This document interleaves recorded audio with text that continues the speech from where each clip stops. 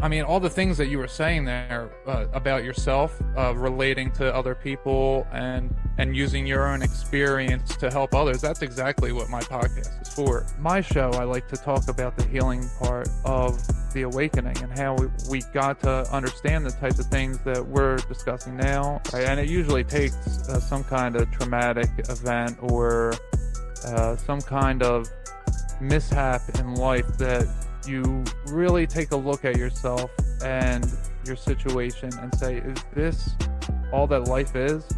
Is this, is this all that I'm here for? It's a great chakra awakening after all.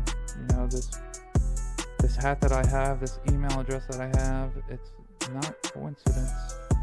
Your chakras are all being cracked open, broken open, repaired, having sludge torn out of them, being blown in place like hot glass, all being redone.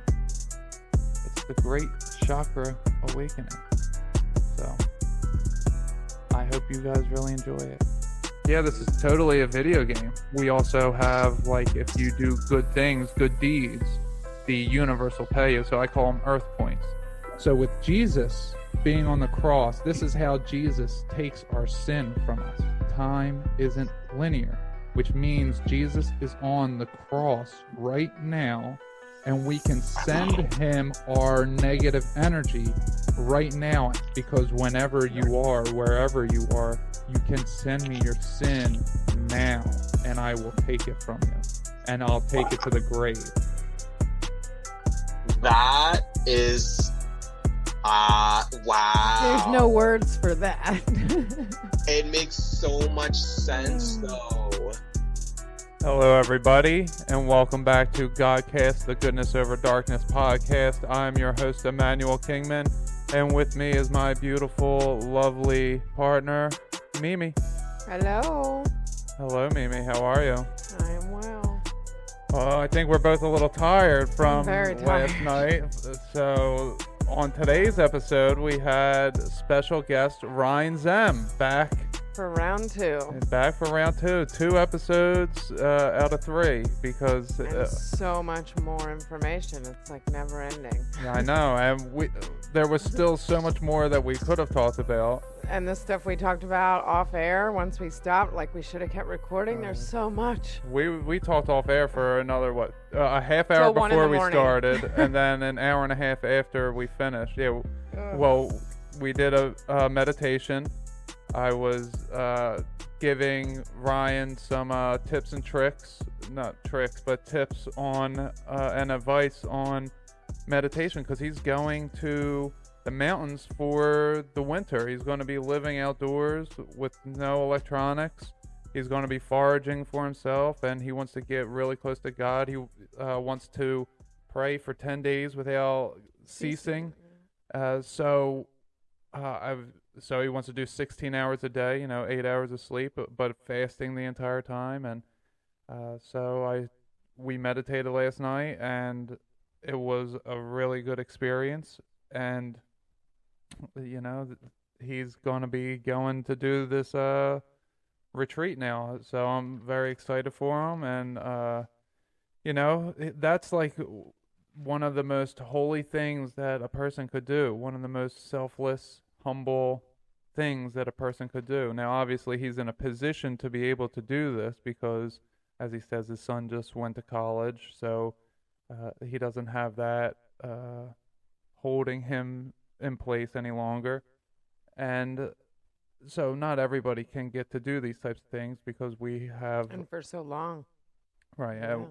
I would love to go get out of society for a month. That would be so great, just to be in nature for a month. I wonder to myself, how much closer to God could I get on that trip, and that's exactly what Ryan's going for. And I want to give a hats off to him. It's so amazing that he would do that. And he's not a Christian, as he says a lot of times. He's not a part of any church, and that is one of the most holy things that a person could do. So, he's actually into God. He's a real person a real son of God. Or the personal relationship. Right. Yeah. Right. And in this episode, we got a lot of information about. I'll work backwards a little bit. At the end, we were talking about the Earth and how the curvature of the Earth and how it can still be flat, but it's not that the pictures are coming from a fisheye lens, but they're coming from just the natural curve of the line and atmospheric refraction. Yeah, atmospheric I got like a refraction, complete terrestrial refraction. school lesson. Yeah, me too. And he created this thing called horizontal refraction, which he sent to physicists in Brazil and Germany, and he completely schooled these guys. And the one physicist became a flat earther because of what Ryan sent him. And he sent these things in order to get proven wrong. You know, he wanted them to see, you know, did I do my math right? And I got to tell you, and some of the things he talks about are so far advanced. It's like, wow. And he doesn't have any formal training on it. No, and he's homeschooled, and I love that. His natural instinct is to go and look something up and learn as much as he can, as fast as he can. Yeah, and we saw that when we were talking about the meditation stuff at the end, you know, off air. Yes. He taught me a bunch of stuff of how the chakras relate to the spine, and the different sections of the spine are sectioned off. So the spine has 5 different sections, and they all align with the 5 different chakras. So it was amazing medical information for me to learn. The 5 chakras below, yeah. Yeah, the bottom 5 chakras, the throat to the root. So, you know, that was incredibly informative. And it was like instant. It was like he had a puzzle to put together, and he put it together right in front of us. Right, and as we're talking about other things, you know, in that same vein, it brought up things where of secret societies, mainly P. Hall, that he was studying different things at different times. He goes, oh, wait, that sounds familiar. Let me go pull up this. And exactly what Manly P. Hall was saying was things that I was saying. And so it clicked for him in a whole new way, because he, it's the same information just coming at it from 2 different angles. And we align on so many different things. I mean, so many different things we align on. I was just so floored with this conversation. It was really amazing. Yep. And like I said, I already can't wait for round 3 when he's back from the mountains and he has, you know. Yeah, we don't even know when that would be. Stories. I can't wait. Yeah, 3 months, 6 months, who knows? Maybe Christmas, after Christmas, maybe. Yeah, he said he might be able to hop on if he gets a hotel at some point. Maybe he'll hop on and send me an email, and maybe we can link up. That would be great. For an update, yeah. However he does it, you know, I just wish him the best. I hope he's safe and that he finds what he's looking for. Yeah. So he's not even having the videos, the DVDs that he was selling. That's on hold. He's not really selling them, but that he purchased all the stuff and what he was selling them, but not making a profit, I should say. But he put that on hold because he's obviously not there to ship them. And I forgot to bring this up to him, but I saw that he just dropped a copy off at his local Freemason Hall. He put on his YouTube channel. Oh, really? Yeah. And then as soon as he was leaving here, cop sirens starting to get closer and closer. So it was funny. And there's one other thing that we didn't get to touch in here that I want to talk about in the intro briefly, is where do eels come from?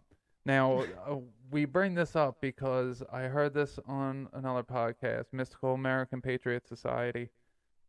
I've mentioned them a few times recently because they talk about odd stuff, just odd things that are in this realm of existence that don't really make sense.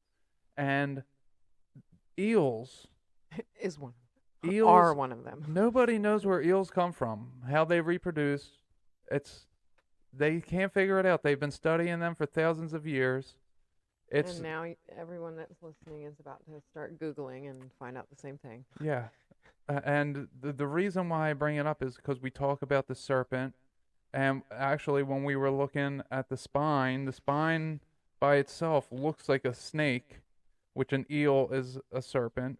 And, God made the serpent have to walk on its belly, crawl on its belly because of the sin that it had of giving Eve the apple.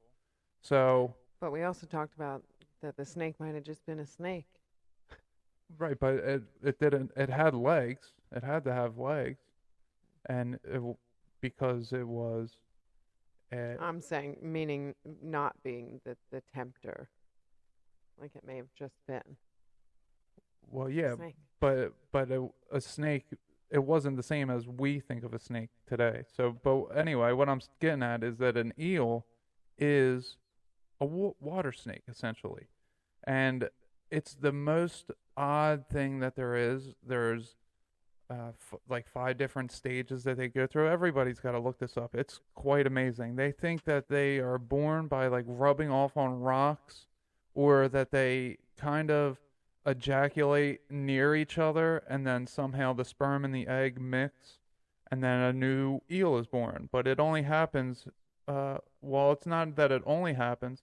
But they find this. Born, it just like appears. Yeah, they find the smallest ones off the coast of South Carolina. Somewhere off the coast of South Carolina is where they find the smallest ones. So they don't know where they actually come from. They don't have eggs. They don't have sex, and they're not sure where eels come from. So that's just like, if you're living in this world where you think it had to be the chicken or the egg came first, and then you come to eels, then you start to realize, oh, it is a video game. Someone rendered everything there together at once. They put the chicken and the egg there together simultaneously. The chicken had to sit on the egg in order to have the egg hatch. But the chicken has to come from an egg, right? But if someone just renders it into the simulation, then no, it just can appear, just like eels just appear. They end up dying near the same place that they're quote unquote born. It's the most odd thing, but something like that shows you the oddity of the realm of existence that we are in today. Well, that we've been in for, I don't know how time really works, honestly, but however many days and weeks and months and years old you are, that's how long this place has been this way. So we just were tricked into thinking that it was one way when it really wasn't. So anyway, I wanted to bring that in the intro just to give you guys a little brief look at what you're about to get into, the oddities of this realm of existence. Make sure you check out my website, emmanuelkingman.com. I got the workshop coming up sometime in November, December. Make sure you send me an email titled Free Workshop in order to get your spot in the workshop. Mimi and I will be hosting that. I will also be hosting roundtables coming up, so I'm very excited for that. And I think that's everything that I have for the website. If you guys want to help the show out, you can hit the like button wherever you are. You can review it on whatever podcast that allows you to review it. You can share the episode around with all of your friends and family, anyone who you might think will benefit from listening to it. And you can also, if you want to help financially, you can donate on my website. At the bottom of the website, emmanuelkingman.com, there is a donate tab, and you can just click on that and donate there. I think that's going to do it for the intro. Make sure you stay tuned at the end of the episode for a preview of the next episode. And without further ado, here is Ryan Zehm. Hello, everybody. On today's episode, I have on a returning guest. He was on just a few episodes ago, and it was so epic I had to bring him back real quick. He's headed to the mountains for a solo holy retreat, and I'm proud to have this gentleman back on so soon. Everybody welcome Ryan Zehm back to the show. Thank you, Todd. Appreciate the invite once again here. Oh, you're welcome. Thank you for coming on. You're about to go on a trip to the mountains to get in touch with God, and I wanted to get you back on because that first conversation was so amazing. I learned so much, and I wanted to have you back on to finish up everything we wanted to talk about. Perfect. And that works out good because I'm not sure how long I'll be in the mountains, but planning to stay the winter up there. Of course, I got that life goal to get to the North Pole and the South Pole. So North Pole first, and to get acclimated to that cold weather and living in a tent, of course, while you're on the way to the North Pole. Starting out this winter, and gonna try to winter in the mountains in British Columbia. To get used to the cold. Yep, British Columbia, Canada. I'm in the Pacific Northwest right now near Oregon, so I'll probably be taking the Pacific Rim Trail north to Canada, and then once I'm in British Columbia, probably finish this winter up there. But maybe if I'm lucky, head up towards Hudson Bay and Baffin Bay and start getting closer to 90 degrees north. Oh wow, that is an amazing life goal that you have, and now that you're starting out on it or setting up to go there, this is a courageous trip, and hats off to you. That's amazing. It'll be fun, man. I've been waiting. Excuse me. I've been waiting a long time, and my son just is off to college, which he's an intelligent guy, and he knows about the fakery of science and history. So there's really no reason to even go to college, and he knows that, but he wants to try it out. And it's also a good thing to keep your enemies closer, than your friends. And that probably is a good thing with science and history. If we probably should know everything that we can about the fakery and the lies, because by learning that, you start to piece together why they told those lies, and that's how you can uncover some truth behind that. So it's not completely pointless to study sphere earth science, to study fake history, because through the lies you can start to see through the deception and see what they're trying to hide behind the curtain. So college, not a great thing. I understand that, but my son is going. So he just moved into the dorm. I'm moving out of my house, and I'm free for the first. Of course, I've been raising my son. He's been living with me, and so now I've got the freedom to go into the mountains and live off the land. Also, with all the masks, and if people want to do it, they want a cell phone, vaccine passport, and all like this ridiculous stuff. And I look around at my fellow people out here, and I'm like, man, these guys are losing their minds. And it's because they're stuck on a cell phone like this. They've just, anything that thing tells them to do or believe, they do. Whatever comes through to Facebook, be scared of COVID, they're scared of it. And man, society has gone so far back that I'm almost pro the Great Reset, because we almost need a great reset with how lost everybody is, So anyways, with that in mind, getting away from society, going out in the mountains, how God, going out into God's land, living off the land, fishing and trapping and foraging for food is something that I've been waiting a long time to do, at least 18 years. And wow, finally get a chance to do it. Wow, that's so amazing. It really is, to go And you're not even just going to like, camp in the woods, you know, you're going to be doing you're going to be living off the land essentially. Yeah, I got a folding portable no cell phone, silky saw, no electronics, absolutely no electronics. I'm taking a sextant and to figure out, you know, so I know where I'm at, which isn't the easiest thing to do, and you need a clear sky in order to do that. So if it's cloudy, I'll be lost. But the other thing is not being near the pole. Compasses work fine, so it doesn't. I could also use compasses for travel, no problem. But absolutely no electronics, because I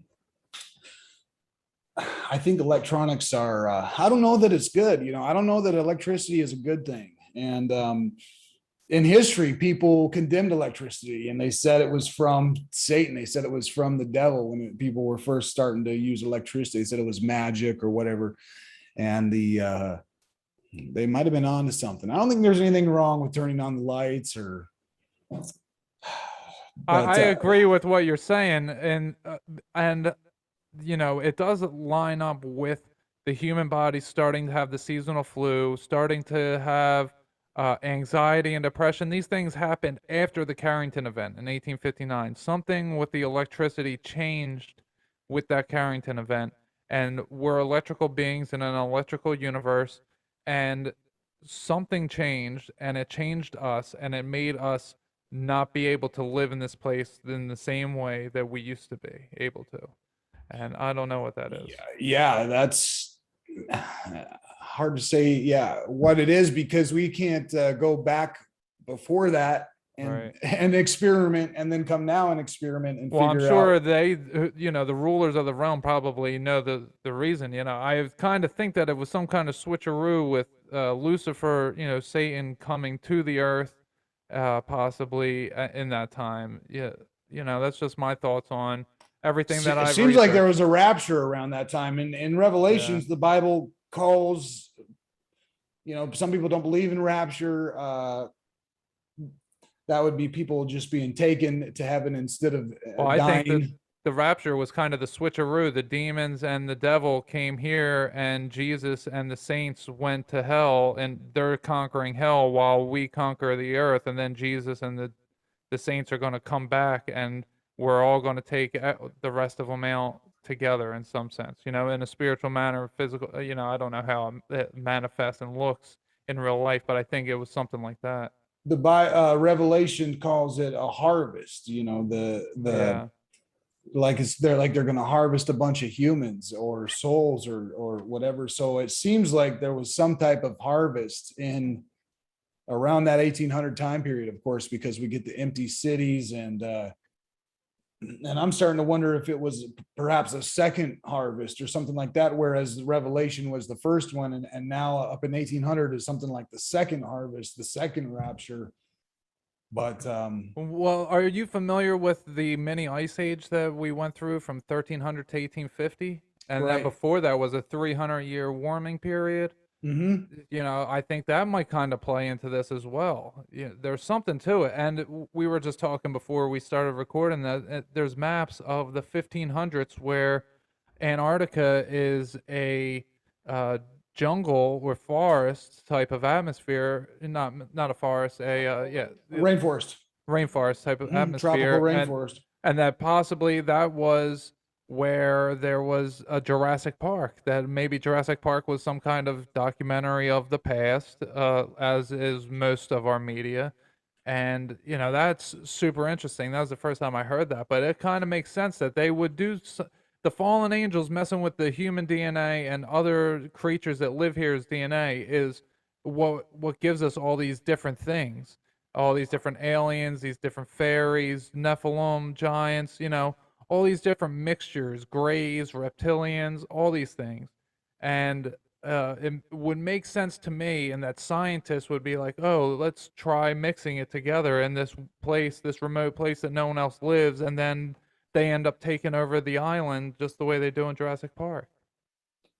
Does the pardon me, is my screen sharing here? Yeah. What do I'm not I can't see, trying to see on Zoom what screens being shown. Do you see That's the dinosaurs walk through Antarctic rainforest. Oh, perfect. Because yeah, I'm not too familiar with Zoom. Trying to see which one, but that's the one. This is from BBC. So, you got to take all this type of stuff with a grain of salt, but dinosaurs walk through the Antarctic rainforests. And there's another place here on the British Antarctic Survey where they talk about how there's more dinosaur bones found in Antarctica than anywhere else in the world. Here's one when BBC Earth. I mean, some of this stuff is definitely information from the enemy, so you need to watch out. But there is definitely a plethora of dinosaur bones found in Antarctica, and a lot of people don't believe in dinosaurs, of course. I do, because we find the soft dinosaur tissues, and they've also found a number of dinosaurs almost fully intact. They just drowned in the flood. In my opinion, they drowned in the flood, and they're about 8,000 to 10,000 years old. And that's the reason why they don't let anybody access the bones, because they say that they're millions and millions of years old, and they were destroyed with this meteorite attack. And I don't think so. I think that they, I think that they were killed in the flood. But I'm going to pull up a map here. The 15, which one is it? The 1560 Urbano Monet map. I've got a link to it. Here, 1587.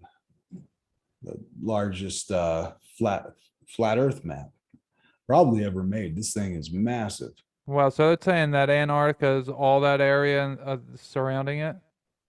Yeah, all this out here, but one of these would be Australia. So they, oh wow. If they probably got the landmass incorrect, is likely what happened there for Antarctica or Australia.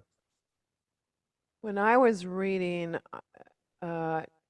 Antarctica and Australia, not that they used to be one landmass, but they were Gondwana. Did you hear of that? I've heard about that, yeah. And that definitely could be. It could be connected all the way down there, even kind of one landmass with New Zealand and all that. Look at this map. Wow. Gondwana map. Where's the Gondwana was a supercontinent. And that was Antarctica and Australia combined? Here's the pterodactyl. And so here I am. This is the 1587 Urbano Monet map. And we're down here in Antarctica. They've got Tierra del Fuego. And it's interesting that this is called Tierra del Fuego. That means the land of fire. So they're associating Antarctica with what is that, a panther with boobs and a human face? A mother panther, and you got like a two-legged ostrich here. So a lot of interesting creatures. But over here, that's where they're doing all the experiments. A massive bird carrying an elephant. Yeah, so that's crazy. This is a dinosaur because it's carrying an elephant, right? And that's indicating that this thing is absolutely huge. Yeah. And it has the ability to swoop down and pick up an elephant. It has two things coming off of his head and this large pointy shaped beak. So if we look at a pterodactyl, it's basically the same exact thing. Of course, they believe what this looks like because they've found the bones, and then they say, well, there must have been skin here on a wing here. So then they go ahead and put it together like this. But you'll see it's very similar. We even have claws up there on the hand. I'm not sure if it had a claw here, but very, very similar to a pterodactyl. The pterodactyl is going to be the only dinosaur that's capable of swooping down and picking up an elephant, and no bird ever in existence has done that. So this map predates any dinosaur fossil find, which only happened, I believe, in the 1800s. and it's showing, it's showing a pterodactyl on it. Now there's also some interesting creatures over here. Some mermaids and mermen. Which are always interesting. Here's some type of a reptile. Now this, could be a dinosaur. It could be just a lizard. It's hard to say on that. But over here, like now crocodile, you got indisputable. Look at them. Indisputable. This is Triceratops right here. Wow, that's amazing. Triceratops, of course, because he has that big shield up on his part of his skull with the horns. And you can see not the horn so much, but you can see how it has that kind of that big shield right here. And it's hissing like a lizard hisses. And I wonder if if that dinosaur, once it got upset like a lizard, then it would push up that shield. I wonder, like they tell you it's like permanently up, but I wonder if it actually comes up like a lizard does. Yeah, like well, that's what this Cobra type does. Thing. That's what these guys do for sure. Right. So I wouldn't doubt it on that. Wow. And again, this doesn't look like I mean, what is this? It doesn't look like any lizard. You could say that this is some kind of a lizard. I know there's some lizards out there that look like this, but the smaller ones, but not like this one. I mean, this is a Triceratops against the Stegosaurus. Is that what I was trying to? Is that what it is? Think of what that was. Yeah, pretty much. This one, of course, has the more individuals, but there is a dinosaur. I forget which one it is. There's one that looks just like that. Yeah, I know what he's talking about. Yeah. So, this predates all dinosaur bone findings.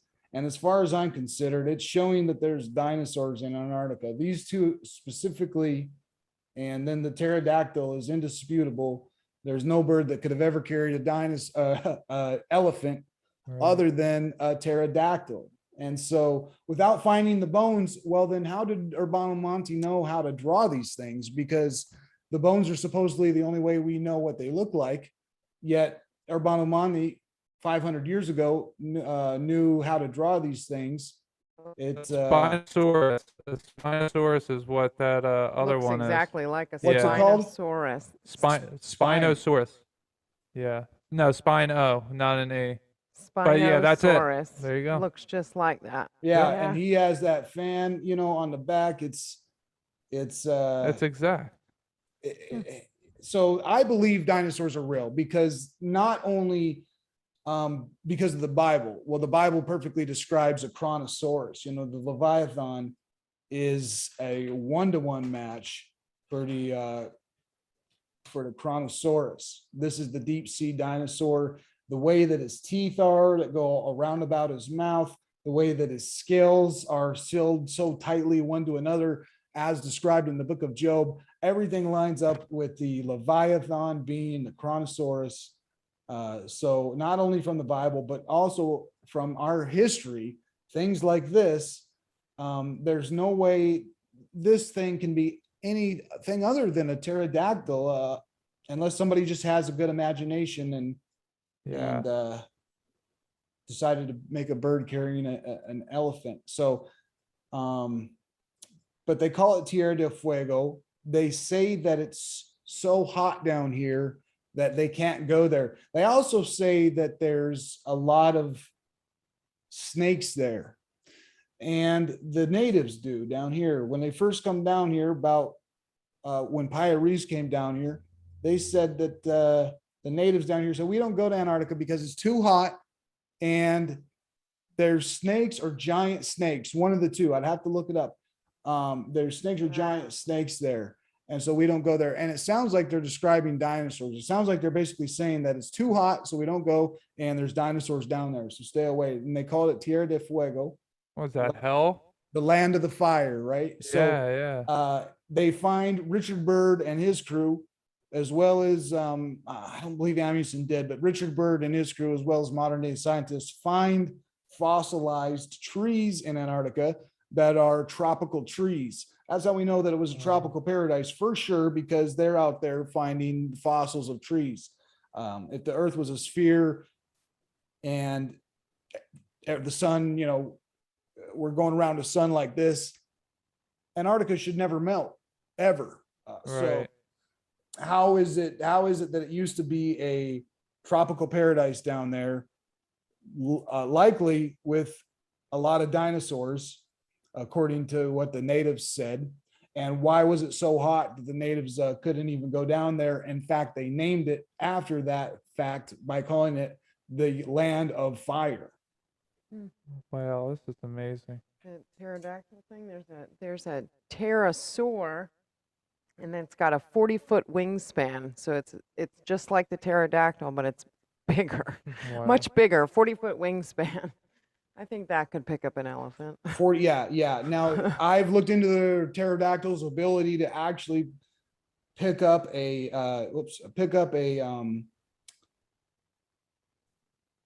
elephant, and I don't know that according to what Wikipedia says about pterodactyl wingspans, I don't know if it's possible for right. Well, that wasn't the pterodactyl wingspan. That was a pterosaur, which is a little bit different. Oh, gotcha. So, there's a lot of confusion. It's definitely around dinosaurs, but I don't think I don't see enough evidence to completely say that dinosaurs are a big hoax. But they definitely don't want anybody to get access to the fossils and figure out that they're not too old. Right. I think the T-Rex is actually a dragon. I don't think it was a walking creature at all. I think it was a flying creature. The T-Rex? Yeah, I think that it had it was the Chinese dragon. I think that's what the T-Rex is. When I saw that beast that's described in the book of Revelation, it made sense to me that there were dinosaurs, and one of them had the 7 heads, as I described last time we talked. And that I think that the Chinese dragons, because they're depicted with that arm that I saw, it's a short arm with those razor sharp claws on the end of it. So to me, and if they've never found anything more than from the nose to the spine of a T-Rex. So, and those arms wouldn't be worth anything if they were the most dominant predator. Those 2 little arms. Yeah, that's a good point. Those little arms look more like the little hands that are on the in the middle of the wing or something like that. Yeah, and look at Chinese dragons, the way they're depicted, or even Quetzalcoatl. If you look at the way it's depicted in his dragon form, it has a short little arm with 3 claws coming off of it. This is the Pyres Map. And the interesting thing about it is it shows a little bit of Africa, and it's been ripped in half, and we're missing the other half. I really wish we had the other half, because down here it shows the coastline of Antarctica. The problem is that you could see South America here. This is Central America, and then now we're coming into South America and coming down to Tierra del Fuego. And this is Tierra del Fuego, which means that this is Antarctica. And it shows that it's connected by a land bridge. So let me pull up Earth here, and apologies for the sphere Earth, but this is the easiest way for me to pull up a map real quick.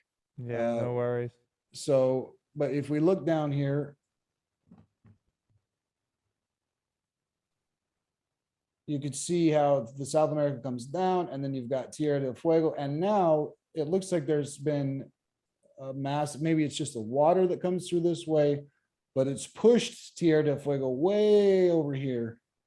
And now it's the land bridge wraps all the way down like this. So looking down at this map, you can see this is the same exact location. This is Tierra del Fuego coming down into Antarctica, but it's all connected. But So it's pushed right into the center, right, where that is now. If you go back to the other map, you can see exactly where that red circle, but if you go to the right, that's exactly where it's at now. This area got pushed over here, but it's showing a land bridge is connected. Now there's translations for all these texts. That's what I'm going to turn to in a second. But first, look at down here. We've got some kind of a beast with 7 or 6 horns on top of its head, a cat looking creature right here. But look at over here. And I wish I could zoom in further. I could probably do this. What do we got here? Serpent. Yeah. Yep. A serpent in Antarctica. Now, what are dinosaurs other than serpents? But this could just be a snake, but there's some writings underneath of it here. So let's go into the translation. This is from Maps of the Ancient Sea Kings by Charles Hapgood, a friend of Albert Einstein's. And it's numbered with the, so X, we're going to have 10. They correspond to each block of these texts. And the one that we're reading from right now, I believe, is this one right here. This country, it's talking about Antarctica. This country is a waste. Everything is in ruin. And it is said that large snakes are found here. For this reason, the Portuguese infidels did not land on these shores. And these are also said to be very hot. What the heck? What is this? Now, for one, we've got evidence of dinosaurs being in Antarctica because it's calling them large snakes. Now, Pyres didn't have a word for dinosaur. He couldn't write that down. So in absence of that, he wrote down large snakes. That's what or maybe it just means that there's huge snakes, but not that I know of, have they ever pulled out a fossil of a large snake in Antarctica? We could search for large snakes in Antarctica, and the only thing that's going to come up is going to be the dinosaur bones that they find there. So the Portuguese are saying that there's large snakes there, or possibly instead of large snakes, dinosaurs. And they don't go to these shores because it's said to be very hot. And now they're calling it,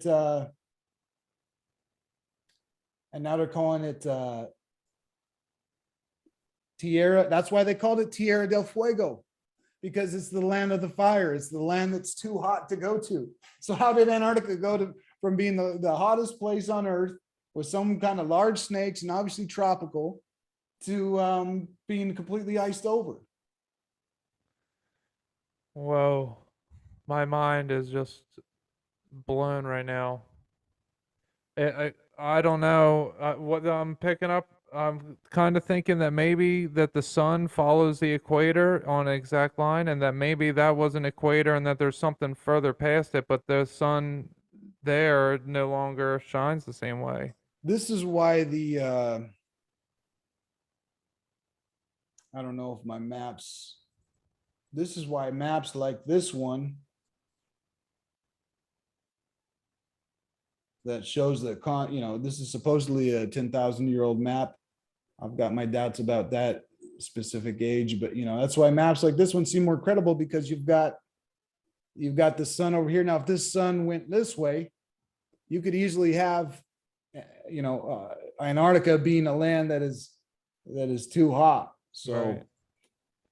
How and why Antarctica was too hot, I don't know. What they theorize here in this book, which is Charles Hapgood, a friend of Einstein, they theorize that there was a pole shift. So the North Pole and the South Pole switched. And so they're thinking that Antarctica used to be like near the equator. And when the pole switch happened, now it just went down to the bottom of the sphere Earth. So Charles Hapgood's explanation for this would be a pole shift, which is an interesting theory, because if you look where the magnetic South Pole is at, it's not even on the continent of Antarctica. It's completely off. The magnetic South Pole's way out here. It's closer to Australia.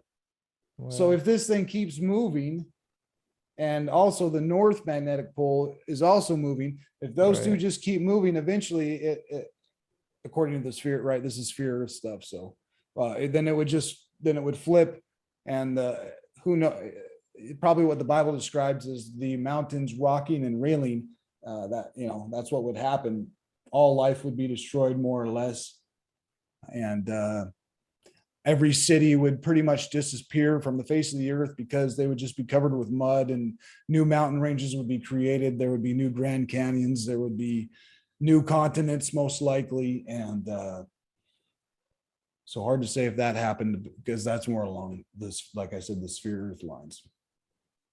Was it you, or was it maybe something that you had read that mention maybe the Bermuda Triangle and the Siberia Triangle being previous poles. I think I mentioned that, but that's a good concept too, because you've got those and it's kind of in the right spot, right? It's real close to the equator. That's where they're theorizing that Antarctica used to be because of the hot temperature there and but the weird thing is, see, with the pole shift theory and which is sphere Earth, right? Why would the Portuguese infidels down here? Why would they say that? It's too hot there and there's giant snakes. They wouldn't have survived the pole shift, so they wouldn't have had that story to tell.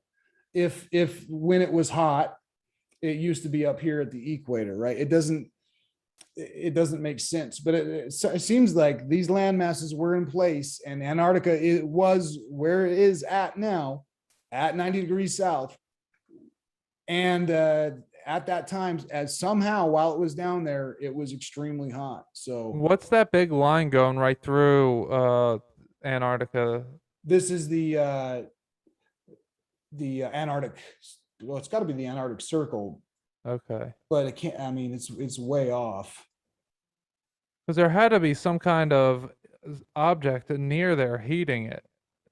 Something running along that line. They weren't making. You might say, well, maybe they mistranslated hot for cold.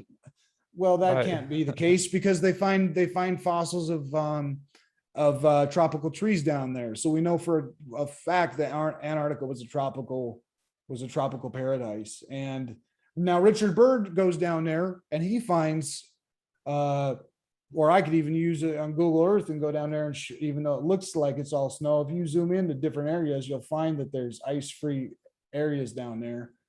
And there's also, you can't see anything past 85 degrees south. Let me turn on the grid so that we can see where that's at. But about 83 to 85, really, at 83 degrees south, you can't see any land south of there. And you can say, oh, well, what about this? This is all fake.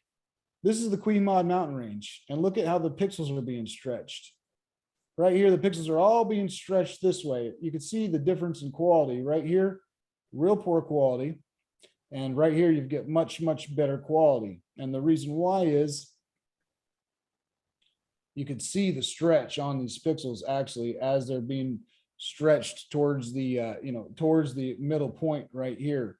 And so if you zoom in here, you can't see anything other than pixels being stretched. This is just like one pixel being stretched way farther than it should. And I'll clarify that this is an intentional problem. I can use Maya or 3D Studio Max to make a sphere and UV map it perfectly so that there's no stretching at all. This is not a computer problem that they have to do this. That's not the case. I can, like I said, I can pull up Maya right now and UV map a sphere perfectly in 5 minutes. So Google can do that, no problem, but they're hiding, they're not letting us see anything essentially south of about 83 degrees. You can see where the circle starts right here. Mm-hmm. This circle is a big circle of fakery. Nothing below that line we are allowed to see. So that's even 80, that's like 82 degrees, Yeah. Now, 82 degrees to 90 degrees is, let me do the math on that, but we're talking hundreds and hundreds of miles. Wow.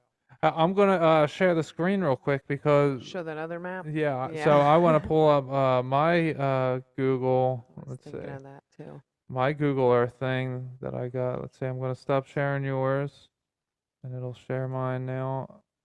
Okay.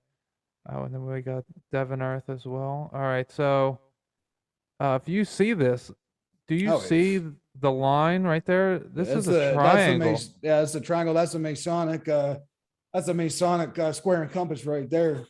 Do you know about it already? No, I haven't seen that one. That's funny. That's fake as can be. Yeah, and then look right here. It looks like it's an eye in the land right here, or it looks like possibly one is right here as well, and this is Uzbekistan. and then you got Afghanistan right here. Now this is interesting. Uzbekistan being right there. It's so beautiful. Let's see. Let me go back real quick. They have the most beautiful structures. I mean, just look at this. Everything's like blue and purple. Everything's rounded off at the top. They're just so gorgeous. So that build those Tartarians probably. Yeah, and you never hear about them being mentioned, or any of the Turkish countries being mentioned when they're doing all the shit in the Middle East. You never hear Uzbekistan's name, or beautiful cities either. They say they're just staying in tents and living with the sheep. Right. I mean, look how beautiful this is. It's all super colorful, and it's true. That is what you think when you think of Uzbekistan. You do think of nomads in the middle they're all of the poor, right? Yeah. Yep. Clay houses and stuff like that. They have beautiful dresses on, beautiful headdresses, probably made of silk. Maybe I'm just making that up, but it looks like nice material though. Yeah, even that blue tower that your mouse is on right now. That's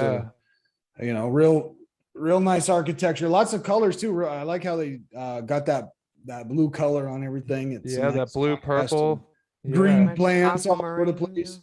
Yeah. This is just a beautiful place, and I only came to it by chance. I wonder what there's the Tartarian king right there. Yeah, that's what it looks like. I wonder. Can I? That's a 3D rendering, but that one isn't. I think that is a Tartarian. I think that is a Tartarian king. Timur. I don't know who. The Tartarians are often associated with Uzbekistan. Amir Timur. Are they really? Yeah, Timur. Is it UR? TEMUR? Can I click on this further? Let's see. TEMUR, yeah. Yeah, that's well. Timur is a Tartarian king. So there's no doubt that architecture is Tartarian. Yeah. Wow. When you were pulling up a map, I thought you were going to pull up the map of Antarctica without the ice. No, that's what I thought you were pulling up. I didn't have that. That's the Pyres map. The Pyres map shows that whole southern portion. Oh yeah, I think I didn't mention that. The Pyres map that I had pulled up previously is where it shows the land connected to Antarctica, and they say it's too hot. That is the Antarctica. That's Antarctica without ice. So they've done ice, NASA Ice Bridge is one of them. They've scanned down through the ice. Is my screen still sharing? No, it's not. You can pull it back up though. Right here, all this area there you is without ice. That's what this whole book is about, Map of the Ancient Sea Kings. It's studying how did they map this without the ice over it? Because projects like NASA Ice Bridge, I've got videos about this on my channel that do a little bit more in-depth comparison of the NASA Ice Bridge scans. But this project, not NASA Ice Bridge, where they scan down through the ice to figure out where the landmass, the landmass of Antarctica. And when you compare the Pyres map to the landmass of Antarctica, this is a very, very good match. It's how would they get it so accurate? So they say, how do they know how to map the landmass of Antarctica before it got covered in ice? Because now, for example, the bay here is all covered by sea ice. So this map should, if there was ice at Antarctica when they made this map, the map should basically just keep going like this, but it doesn't. It's showing the actual land mass under the ice. Mm-hmm. And they're saying that it's too hot to go there, which, I mean, everything lines up that it was too hot. There was no ice there. And they went down and mapped the coast of Antarctica. Man, this is just blowing my mind so much. We didn't even talk, we weren't planning on talking about Antarctica, but this is truly amazing. But this will be a nice transfer, because we were talking about dinosaurs, and we're saying, you're saying how dinosaurs were possibly roaming like a Jurassic Park down there, you have this theory that the dinosaurs could possibly have been the Nephilim, that there's some kind of maybe one race of Nephilim in some sense where were dinosaurs. So do you want to get into that a little bit? Yeah, let me pull up a couple of Bible verses here. And that what we know about the Nephilim is that they it says that they're giants. And they came from God's sons reproducing with human women. And that's clear in Genesis, but it's confirmed in the book of Enoch. The book of Enoch is clear as day that they reproduced the sons of God, whoever that is. Now I thought Jesus Christ was supposed to be the only son of God, but here in Genesis, it says the sons of God reproduced with human women. So, to clear up that point, I guess Jesus Christ is the only begotten son of God. He's the only son of God who was born from a human. But Genesis says the sons of God. So it's definitely a biblical concept that God has sons, or maybe they're just angels, but according to the word used in the Hebrew, that is son, which indicates that an offspring. Well, it's super interesting that the book of Enoch also calls Jesus the Son of Man. He doesn't call him Jesus, but I spent in my series of the book of Enoch, the third part, I spent 40 minutes talking about just all the references to the Son of Man in the book of Enoch, which is quite incredible. I never see anyone that breaks down the book of Enoch talk about how many references to the Son of Man it actually has. So if he's saying the sons of God would be separate than the Son of Man. Right. And Jesus would fit where you said the only begotten son because he's of a human. And that's what they say about Jesus. He's the only begotten son of God. And so he's the only son of God who was born from a human, Mary, mother. But then you've got Quetzalcoatl, and according to them, he's supposedly, I guess, a son of God as well, or they call him a god himself. But Quetzalcoatl is another example of a virgin birth, but instead of a human being born, it was a reptilian human. I mean, a reptilian humanoid is what it was. He's feathered serpent. Yeah, some kind of sounds like a alien reptilian being. He has legs and walks around and has the head of a serpent. Yeah, and it's super interesting that you talk about that, because I always talk about that Quetzalcoatl being the Antichrist, because he came in the name of peace, and he told the native indigenous people that there was going to be white people coming on a certain day and time, and they came, and that's why they were so easily conquered by the Europeans, is because he set them up. And there's also John Vivanco, is a remote viewer. He has a series on edgeofwonder.tv, and he talks about remote viewing Dracul. What's his name? I forget what. I can't think of his name right now. The guy that used to drink everybody's blood. The guy who Dracula's made after. Yeah. I forget what his real name is, but they were remote viewing him, and they said, "Show your real self." It was a whole team of people at different times, and what they saw was Quetzalcoatl. What'd you say? Vlad? Yeah, Vlad the Impaler. And so what they saw was he showed him his real self, and he was Quetzalcoatl, the reptilian, and he was drinking the blood in order to stay in the physical body he was in. That's why he wanted all the human sacrifices and hearts being plucked out while they were alive. And the Aztecs and the Inca and the Maya, why they did all the sacrifice. And God is no exception. Blood sacrifice is the atonement for sin. before Jesus, right? You lied you lied to your neighbor or something. Well, now it's time to go kill a goat and get redemption for your sin. And so, and even with Jesus, I mean, Jesus came to earth to be killed, so that his blood could be the atonement for all of our sins after him.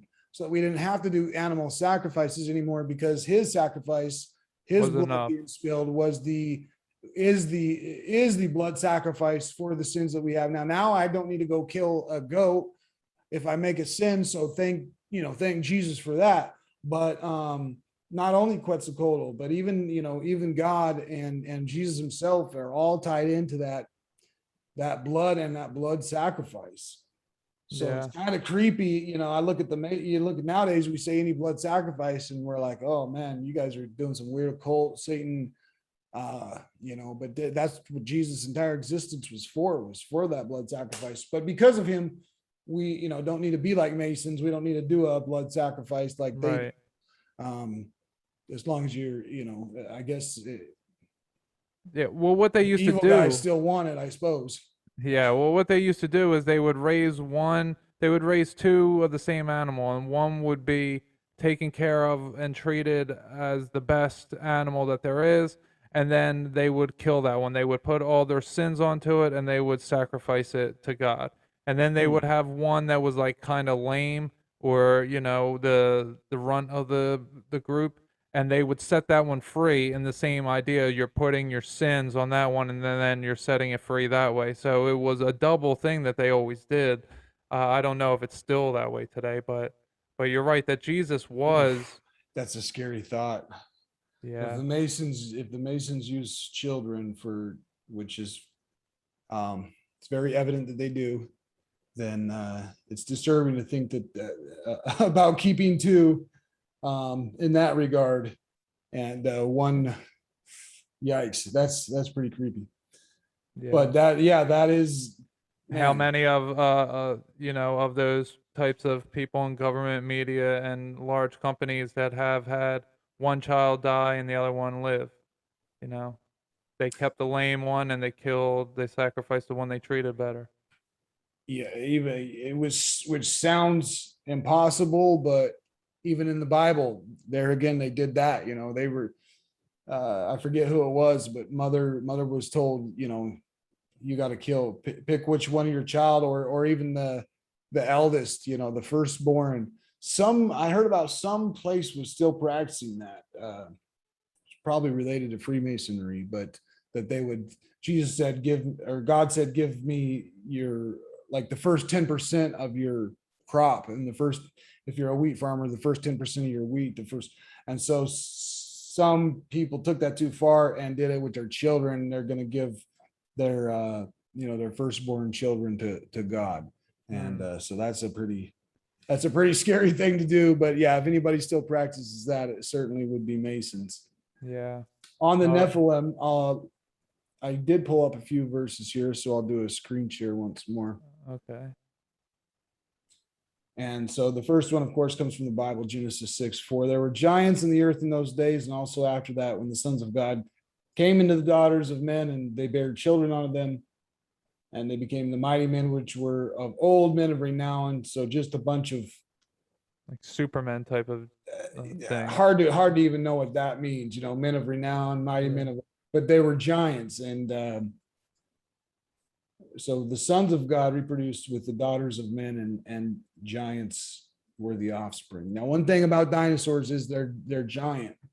That's not enough to make any conclusion here. So let's turn to the book of Enoch. Here's the book of Enoch, chapter 7. And it's talking about the same thing. Let's see. They took onto them wives. And before this, anyways, there was 200 of them. So you've got men had multiplied. There was beautiful daughters. The angels of the children of heaven saw them and lusted after them and said to them, let us choose for us from the wives, and we're going to have children. We're going to have children with the humans. So it names them Simjaza, was their leader, and he said, I fear that you guys aren't going to do this. I'm going to have to pay the penalty for the sin. And they all answered, and they said, we'll swear an oath. We're going to do some kind of a pact that we'll go through with this thing. We're not going to back. Just like the Masons of today. Yeah, doing their secret oaths, and so there was 200 of them. Yeah. Who descended upon the summit of Mount Hermon. So, and this sounds like a spaceship. If you ask me, you've got 200 dudes. They're coming down on top of a mountain. If you ask the church, they're going to say that these are angels, and that the angels just somehow floated down from heaven with their wings and transferred into a physical being, and they probably looked like a human except for had wings or something like that. And they're basically going to say it's a holy thing. They won't say anything bad about Genesis 6:4. It doesn't say anything. There's no sin here. They're just giants and sons of God sexually reproduced with human children, and they had kids and blah, blah, blah, blah. End of the story. And it goes on to verse 5, and it's talking about something else other than the world continued to get more and more wicked after that. And then the flood came. That's why God had the flood, because there was too much wickedness. But you look at the book of Enoch, which is a part of the Bible, and that's not disputed, of course, because in Jude, Enoch is called a prophet. So Jude is definitely a inspired book. That inspired book is calling Enoch a prophet. Any prophet of God is inspired. So on a canonical level, Enoch is canon. Mm-hmm. The fact that it's not in current Bibles is ridiculous, because it's beyond a shadow of a doubt inspired, and it's absolutely canonical. So this is calling that a big sin that they were going to do. And the other thing is, if you're just an angel up there in heaven, why do you have the urge to sexually reproduce with human women? I mean, don't you need the literal organ, don't you need the sexual organ to have that lust? I mean, sorry, I didn't mean to go jump ahead. in. I had on this guy, Ed Dodge, who has studied all of the different ancient civilizations, all the god myths, of all these different beings that lived amongst humans and all that. And he was telling me all about these beings. They're androgynous angels that had all these temples they were being worshipped at these temples, and the humans started castrating themselves and becoming transgendered. Men would become transgendered women in honor to be the shamans of the sex cult religions. And that the angels were both male and female, and that's why they do it in honor. They castrate themselves in order to go from male to female. They're trying to be like an angel, and that's what even that Jewish name of God, the tetragrammaton, means in Hebrew, is male, female. If you put it, those four letters that make God's name, that makes that word, if you break it down into the Hebrew, it means he, she. So I don't call God by that name, because it's calling God, the tetragrammaton is calling God he, she. Basically exactly what you're saying, a transvestite or a transgender. And who was it? Michelangelo, I think, did a painting of the same thing. He did a painting of angel, and the angel is it's got breasts, and it's got the phallus as well, just like the Baphomet, painted by Elias Levi. Baphomet, it's got the breast, it's got the phallus. So something about, I don't doubt that that's true in the spirit realm.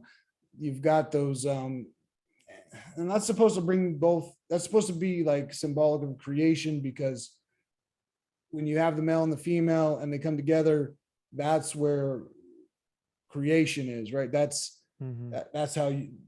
And so creation in and of itself, they say that God being the dual sex and one is able to create by himself, right? So that's, and it seems like some pretty evil, gross stuff.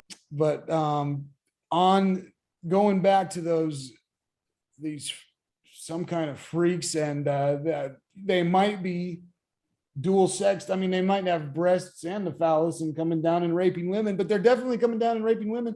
And I question, how did they even have that drive in the first place? Because a sexual drive is a instinctual survival. It's a survival instinct. You know, when you're 18 years old, you can't think about nothing but finding the next woman, and at least as a male, you know. So you're driven to reproduce because of survival instincts, because you're trying to you're trying prolong your species. Exactly. And so why is God's race having that same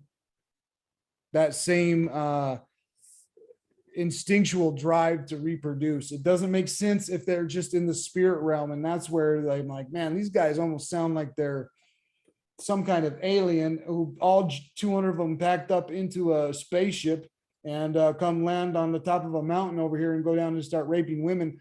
I do not believe that these beings went through a transformation from the spirit world into the physical world just for the purpose of having sex. Why, if you're in the spirit world, why are you going to go through this, whatever process or transformation, or to get from the fourth dimension into the third dimension, to get from the spirit realm into the physical realm, just so that you can go reproduce? It doesn't make any sense. They had to have already been in the physical realm. They had to have already had sexual reproduction organs. And for some reason, they have what seems to be a built-in instinctual drive to reproduce, so much so that 200 of them come together, make a pact that they're going to disobey God, their father, and come down to earth. And they know they're going to get in trouble for it. So here's their names. It lists a bunch of names of them. So they all come down, and moving on to the next chapter 7, it says they took for themselves wives, which that's a bit of a stretch. I don't think they got married. They just, in other words, they just smacked the husband out of the way, grabbed a woman, and took for themselves some wives, each for himself taking one, at least. And go ahead. Sorry, I was going to say, and this is where like the Viking lore comes in, where you got these large white men coming and raping and pillaging. This is the type of stuff that they were doing. Like, it's okay because the Bible, they did it in the Bible times. So they go in, they defile themselves with them, and they teach them, charms them, enchantments. So they're teaching them magic. Yeah. The cutting of roots. What is psychedelics? Probably, psychedelics, cutting of roots, making them acquainted with plants. Acquainted with plants. There we get psychedelics again, most likely. Yeah, ayahuasca and iboga. They became pregnant. They bare great giants whose height was 3,000 ells. And this is where we can go back to Genesis. And I've asked a lot of pastors, even pastors of the Mormon church, because I was at his house working on his computer. And so I said, "Oh, you're a pastor of a Mormon church. So let me ask you about Genesis 6:4. He goes, "Oh, I'm just going to have to ask God when I get to heaven. I can't answer that question." So he's like, you ask pastors of the church about this, they dodged the question real hard. Why did God's sons reproduce with human females? But Mimi just brought up the math for that, and it says 11,250 feet. But I always heard that it was an L was a cubit, so that would make it 4,500 feet. Here's the problem with that measurements. They can't be right, because these giants are, and the other thing is the book of Revelation, when it talks about the measurement for the New Jerusalem, it's like 1,200 miles on each side. And it's like, how is there a city that's a square that's 1,200 miles on each side? Yeah, and I don't think here on this earth, but in some way, because if it's as above, so below, and I think we're in a dream, and it's kind of like Inception, and the further you go down, the slower time goes and the smaller things get. If it's working on that scale, then way back when, on a higher level, we could possibly be something like that. But yeah, I agree. In this realm, it couldn't be. And the age, they're also living for 900 years back then. So I don't think that 1,000 feet high or whatever is, it just doesn't make sense. They're way too big. I wish I knew a more exact thing that they were saying. Yeah, see, they're close to 4,500 feet. Yeah.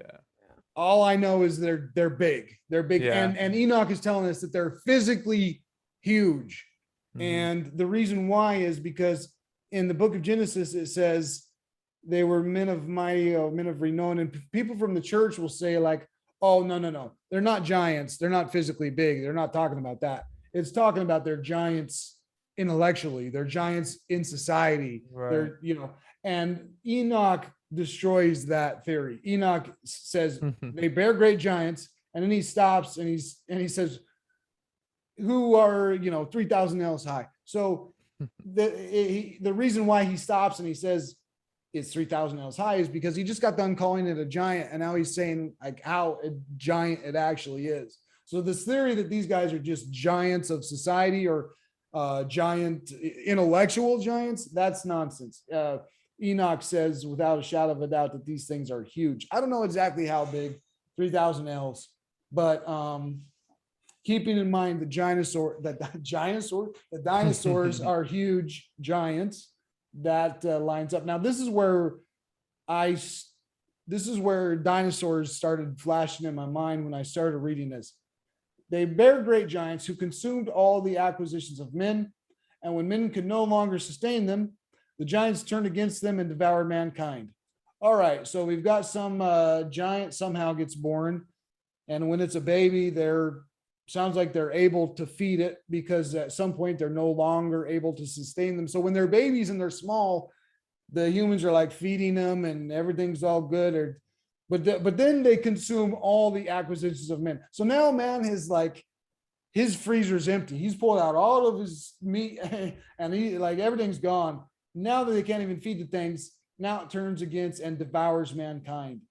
Okay, so it's eating men. And you could see the old Jurassic Park or the old paintings of the cavemen trying to fight off the dinosaurs, right? This is what is this thing? A tiger? Is it a lion? Is it a bear? What kind of animals can devour mankind with our giants? And the only thing left is really a dinosaur. So they began to sin against birds, beasts, and reptiles and fish and devour one another's flesh. So now we know that they're cannibals. They're eating each other's flesh. So these beings are cannibals. Now, did dinosaurs devour one another's flesh? Well, sure. And drink each other's blood, right? Of course they did. Of course, according to, what we know about dinosaurs, you've got the T-Rex, whatever, they're all over there fighting each other, eating each other's flesh and drinking each other's blood. And the earth laid acquisition against the lawless ones. So let's turn to the book of Jubilees, chapter 7. Can you go back for 1 second real quick? Yep. So when I was reading that, I was thinking maybe it's all along the lines of possession, in the way that they devour mankind. You have to feed the lust of, if you get possessed by something, it's making you do these lustful type of things, and no matter what it is, whether it's sex or drugs or whatever, you're just going all in towards that feeling. And that kind of hits home with me a little bit, because the Nephilim are described as the demons are described as the spirits of Nephilim. So maybe it could, obviously it could be multiple things that it's describing all at once. So yeah, that was what was coming through my mind as I was reading that right there. That's a good point. And I don't know as much about that, Yeah, that's the first time that popped in my mind. It just popped in right now. But those are the type of things that I pay attention to when I'm reading something, and all of a sudden something pops into my head that it doesn't really. I'm not trying to come up with that or nothing. It just right. Those are the things that I pay attention to, because I also ask God to direct my eyes and to direct my reading and direct my steps, so that if lead the way, right, and guide my eyes to truth.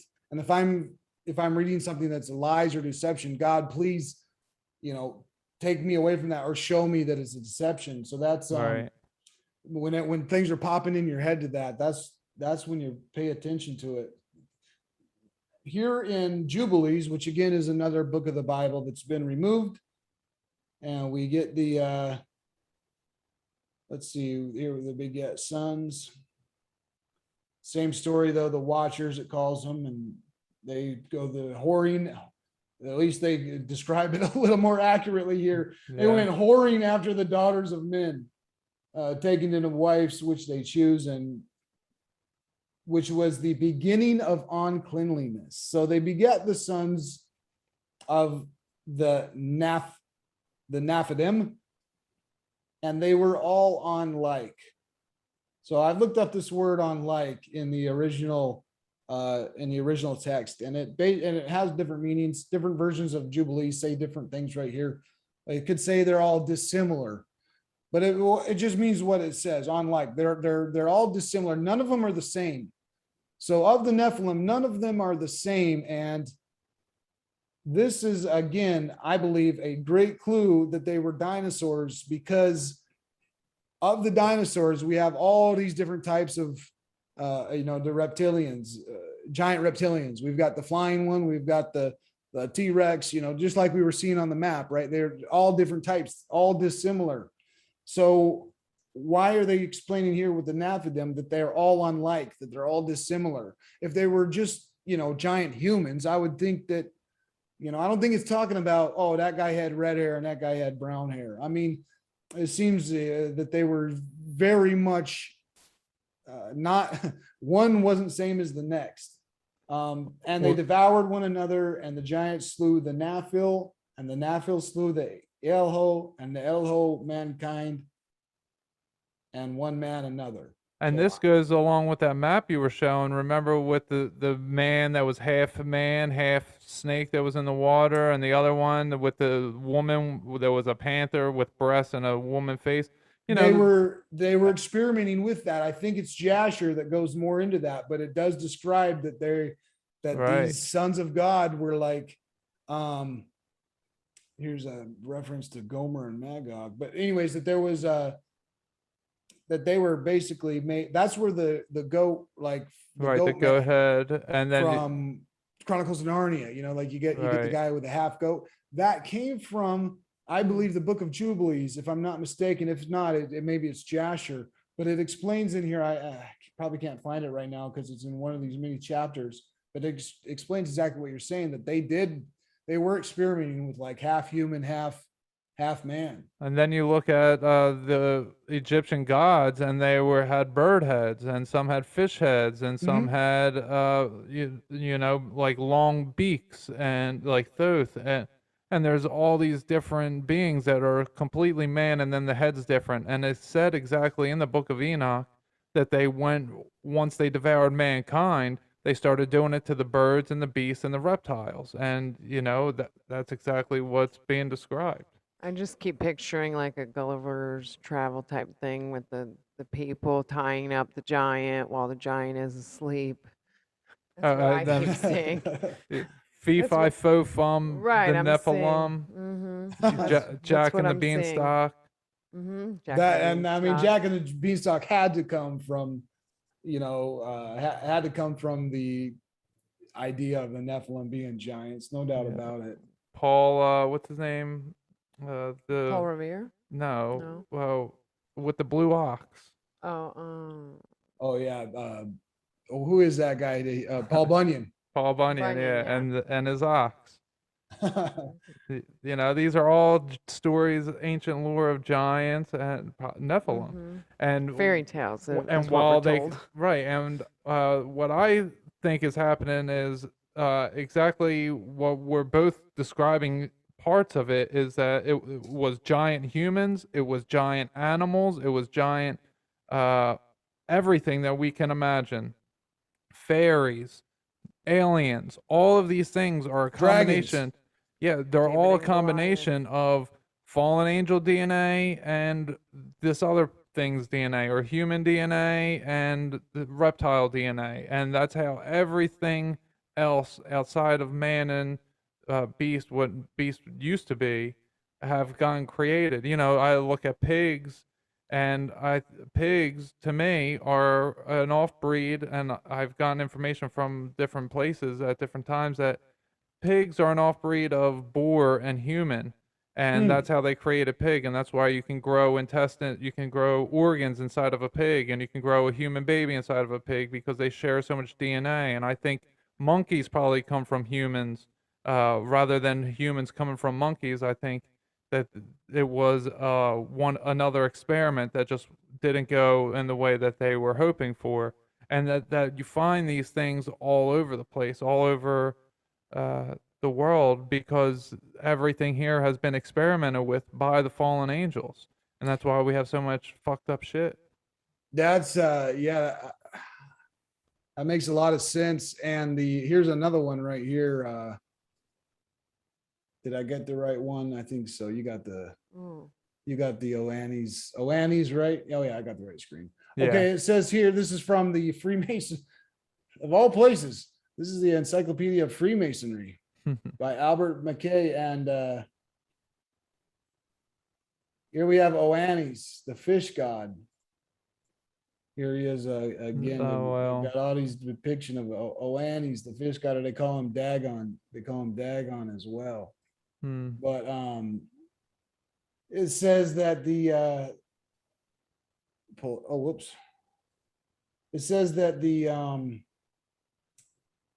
earliest instructor of man in letters, the sciences, and arts, especially in architecture, geometry, botany, agriculture. It was the fish god Oannes, and the universal teacher. And he appeared in the Persian Gulf, bordering the Babylonia. And although an animal was endowed with reason and great knowledge, the usual appearance of the creature was that of a fish, having a human head beneath that of a fish and a feet like that of a human. And the Masons hold their grand festival on the day of St. John, not knowing their end. They merely signify the fish god Oannes. So another one of these. The first Hermes, they call him, and the first founder of the mysteries, the first messenger to whom the apocalypse was given, and whom they ignorantly confound with the fabulous author of the common apocalypse, or apocalypse. The sun is then in its greatest altitude. Wow. Yes, I mean, they say the earliest instructor of man, this fish guy coming up, and of course it says it's myth right here, but how much of myth is they just use that word to cover up the truth. Exactly. Like, oh, this is just a myth. Don't worry about that. Don't look into that anymore. Yeah, that's just the fish god who's inscribed on historical, even I think it's in Egyptians and Sumerian and all over the place. Oannes, the fish god. Yeah, a man inside a fish that has a fish inside of him, or however that describes it. It seems pretty accurate. I like to read these different ancient things and think about it in terms of my third eye. If my third eye was awake and I could see these things, because I have these meditations and I battle crazy types of things. I saw the beast in Revelation. I've seen the cherubim with the four faced one on each side. I've seen the wheel of eyes, like Ezekiel talks about. Right, and these are all things that you see with the pineal gland, right? Yeah, well, actually, yes, except for the wheel of eyes, I actually saw with my physical eyes in the clouds. I have different pictures of it. Maybe I don't have it up on my website. I don't have it prepared for that. But anyway, so when I see someone describing, something in an exact way, and we like to just say it's metaphor, not you and I, just in general, humanity likes to call everything metaphor. I'd like to look at it like, no, this is probably literal. They were very literal about everything that they said.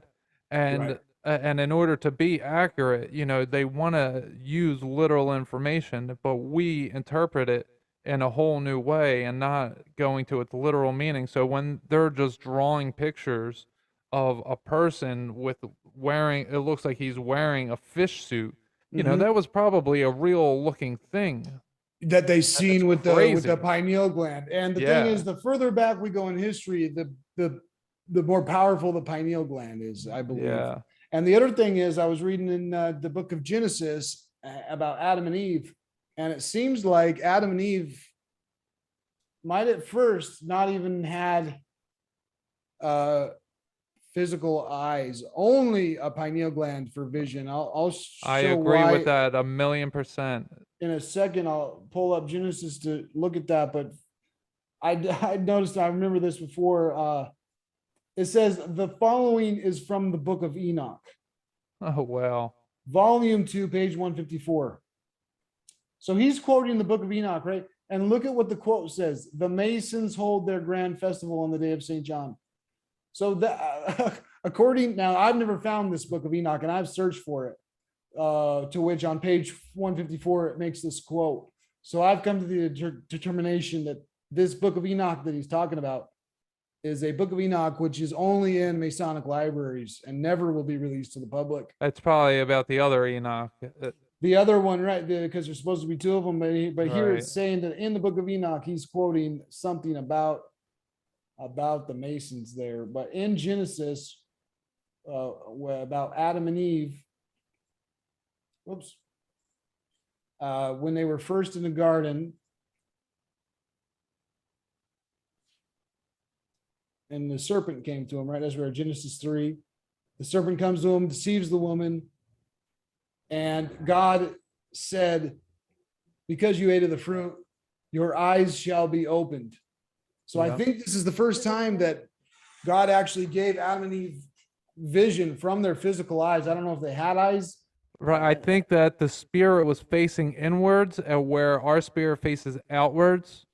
Because I actually saw the reason why we were given these physical bodies was to show to show us not to be afraid of the astral world. God gave us these physical bodies, like, oh look, they can't actually do anything to you. They can only trick you into hurting yourself or hurting each other, and that's why you have this physical body to protect you as a barrier. But we have to like flip our spirit around and look within again. But that's where they were. They were completely looking within, and then somehow once they ate the bite of the apple, they were then looking outside of themselves again. That's what it sounds like. He says your eyes will be opened, and this is the first time. It says, and the eyes of them both were opened, and they knew that they were naked. So it seems like this is the first time they actually seen their physical bodies. Like before that, they, like if you, I don't know, or if you're astral traveling or something like that, you're not, I don't know if you can see your body that well, or if you do, it might look different. Yeah, you're not filled in. This is the first time that they were able to see that they were naked. So I think this is the first time that these physical eyes work. They could see outward, and that they could actually look down and see their body. And they're like, oh, whoa, look at this. I actually got this body. And by the way, I'm naked too. Because what you have in the astral world is just an outline of yourself. So your color, your certain color, I don't know how that's determined, but it's just a blueprint. It's the best way I can describe it. Eve seeing the serpent, right? Like she might just be seeing, seeing and speaking with the serpent with her pineal gland is what it comes down to. The serpent might not even be in the physical world. The serpent might be in the physical world, or I mean, in the spirit world. So that's something about Adam and Eve, because after that, God creates a veil between mankind and God. God, because of the sin, God puts a veil between mankind and God, and that veil can, I believe, it might be the skull covering up. Maybe I thought that maybe Adam and Eve had a skull like a baby does, where there's that soft spot, there's an opening up here, and I don't know if it's related to the skull or not, but anyways, I thought maybe Adam and Eve had a skull like a baby, and because it allows that pineal gland to actually get up. But God created a veil between us and him after the sin, and I believe that was taking away the functionality of the pineal gland and saying, like, now I'm not going to let you guys see into the spirit realm. I'm only going to let you see with your physical eyes, not permanently. Jesus is the one who came to remove the veil. and only through Jesus can we remove that veil. So, and that ties into Jesus's 33 years of life, the 33 vertebrae, elevating that fluid up your vertebrae so that it reaches the pineal gland and the pituitary gland and activates them. So yes, God created a veil, but I believe that originally Adam and Eve had a fully functional pineal gland 24/7. So they just walked around and could look at they could look into the spirit realm all the time. And when the serpent then came to deceive Eve, God was like, dang it, you stupid serpent. I'm now going to remove this ability for this to happen again, because I'm going to take away the ability from the human to see into the spirit realm. That way, the woman, or the man, us humans, that way we are able to communicate with the serpent like Eve did, because that communication led Eve into sin. And that's why God atrophied our pineal gland. And only with Jesus is that veil, can that veil be removed. That is why Freemasons have something called Master of the Second Veil. This is the hand sign for the Master of the Second Veil. Zoom in on a little bit, but you'll see here it says sign of the Master of the Second Veil. It's the hidden hand. So why do the Masons have something called the second veil? Because Jesus Christ came to remove the veil between us and God. And once that has happened, the Masons are here to bring the second veil, because they want to once again put a veil between us and God. Yeah, they want to act as God, and that's crazy. Stop our communication with God. Yeah. Demonize the third eye. Get all the churches, get all the people to say the third eye is evil, stay away from it. That's the occult. When in reality, that's the only way where we can actually and truly connect with God. Right. And I just brought up here because I've seen so many different things about penguins on your YouTube channel, on your website, about the penguins that in the FOIA emails where Hillary, with the Pizzagate emails, they're buying penguin pineal glands, and they're shipping those from Antarctica to New York. Wasn't that like 35,000 or some ridiculous number like that? Like tons of them. And now look what came out on the news the other day. Penguins might be aliens, scientists say, after discovering Venus chemical in birds dropping. Venus chemical. Yeah. Venus I don't even know what chemical. that could mean. Penguins might be aliens, huh?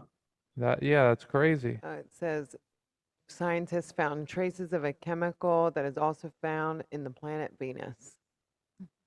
Wow. And so maybe they're using their pineal glands and communicating with something from Venus, which who's from Venus? Venus is the morning star. Lucifer is the morning star. If penguins are from Venus. Oh yeah, that's a good point. Venus is the morning star, and they're saying that there's a chemical in penguins. And that was what my video said. I got a video called about penguins and harvesting of pineal glands. Of course, you brought it up, and and my theory is that the Freemasons are using those pineal glands basically to harvest DMT.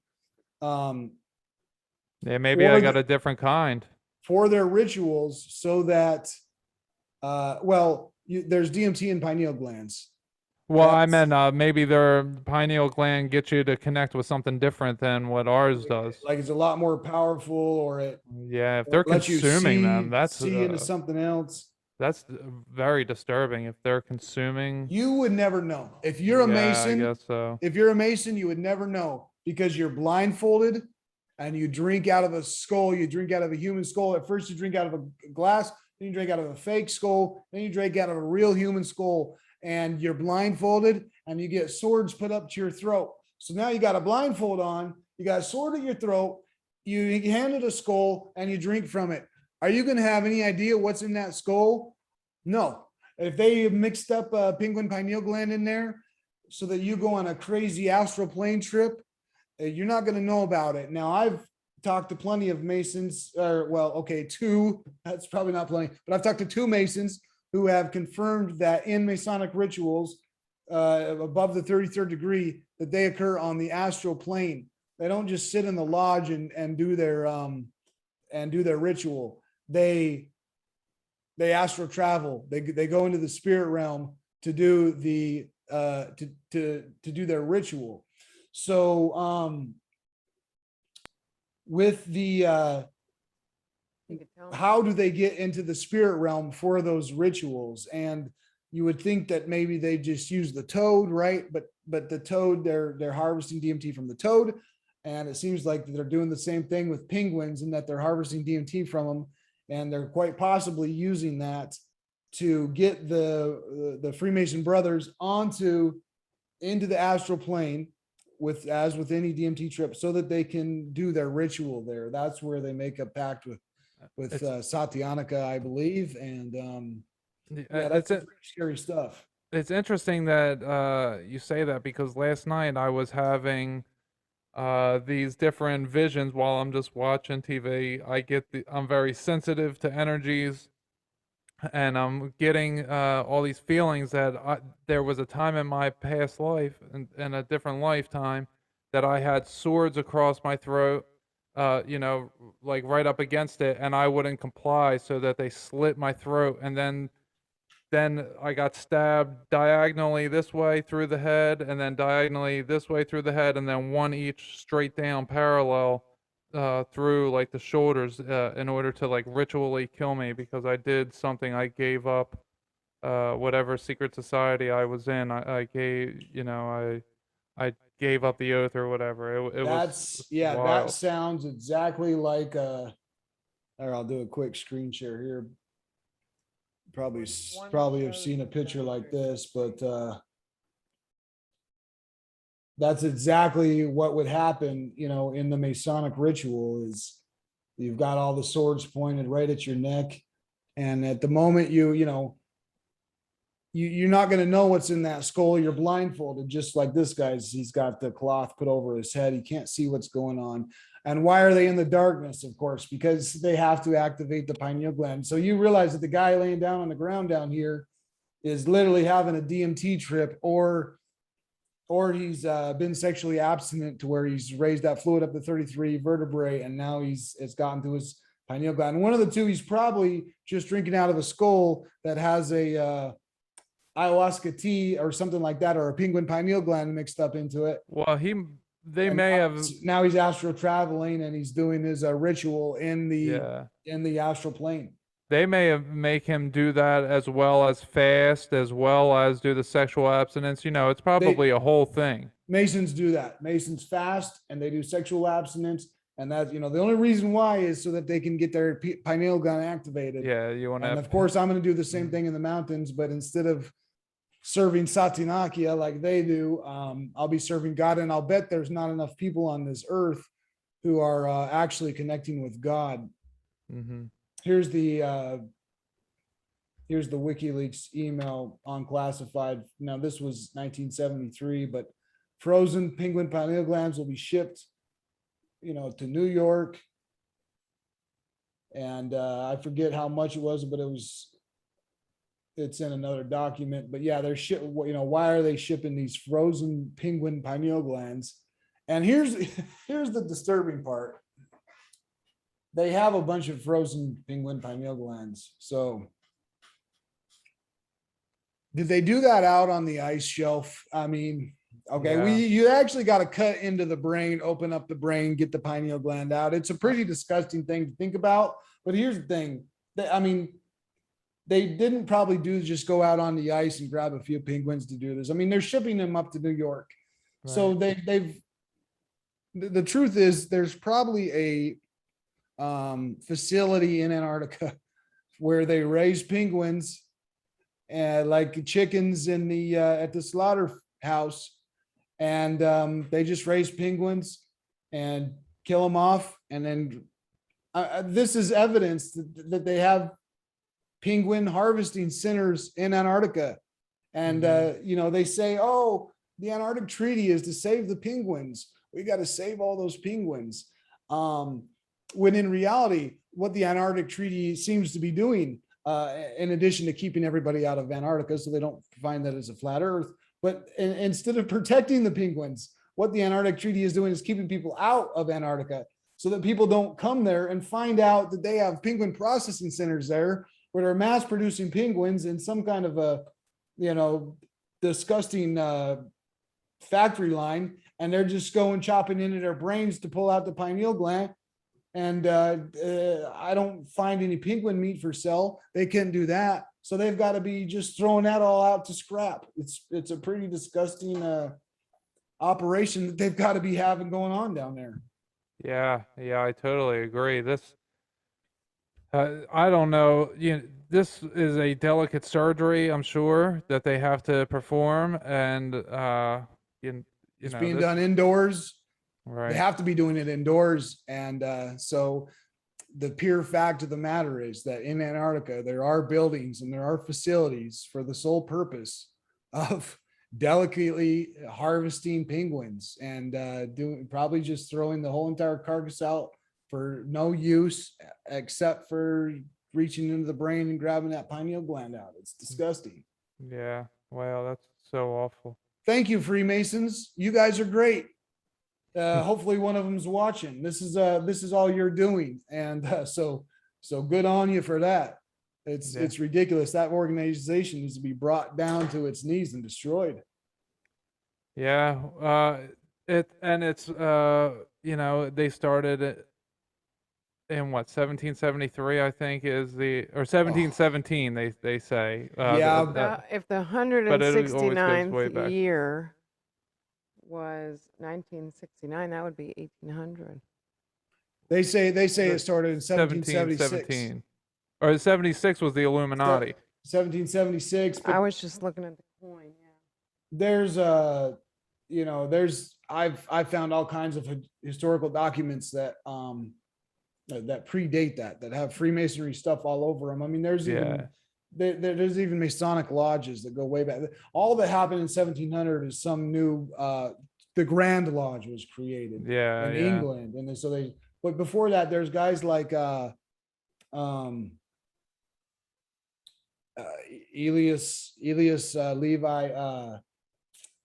Ashmole. Sorry about that. Elias Ashmole. This Elias Ashmole is a huge and very popular Freemason, and he died in 1692. He's 1617 to 1692. Okay. And he wrote all kinds of texts about Freemasonry and went to Masonic lodges. And so this whole thing that Freemasonry started in the 1700s is just utter nonsense. And really before that, it was called Rosicrucians and, the Rosy Cross.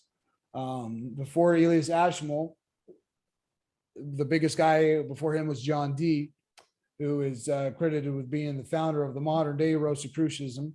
But going back before John Dee, you've got Rosicrucianism going back way before John Dee. And so,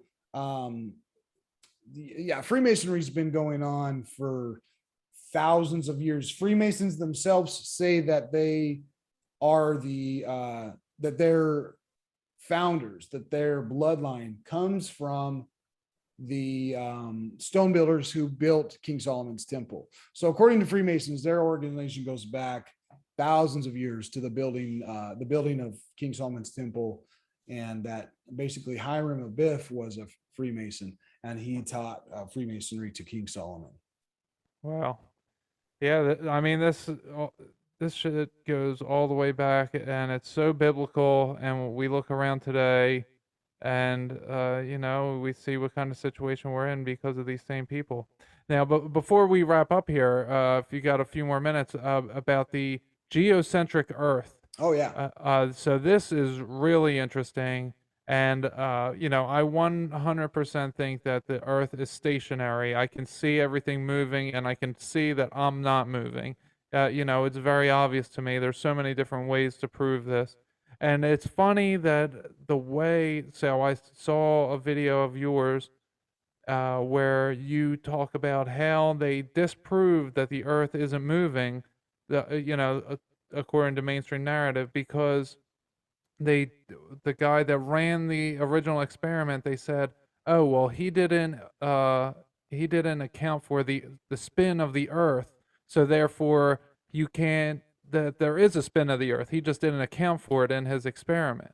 That's the most ridiculous explanation ever. That he came up with zero because he didn't account for anything. Like, he came up with zero because there's nothing to account for. Right. I mean, if you dig into this thing, which is special relativity, Albert Einstein creating special relativity. And this is where you get all the 666s, right? Yeah, you've got the Earth going around the sun at 66,600 miles per hour. Mm-hmm. And then the tilt is 66.6 degrees. Right. And all these numbers, all these 666s come from Isaac Newton with his universal law of gravitation. And Isaac Newton is, that guy's like just another John Dee. Really, he's deeply into the occult. He's deeply into Freemasonry. He's obviously into astral travel. And now he's granted not financial success, but intellectual success. And if you look at his universal law of gravitation book, I mean, the thing is ridiculous. And just think that some dude just sits around and comes up with that stuff is insane. I mean, if not, then his head needs to be this big to contain the brain, right? So where did all that crazy knowledge come from? Because we know that he's astral traveling, and we know that Freemasons are granted who get to the 33rd degree and make a pact with Satyanika. We know that they're granted crazy financial success and,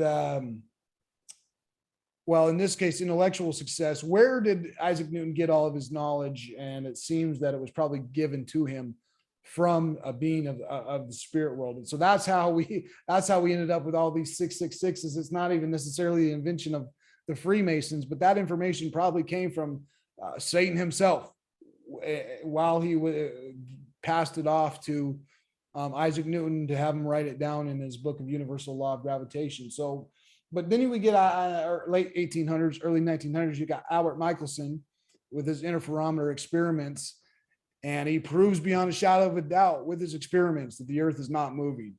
No doubt about it. Empirical evidence, I mean, you can't argue it.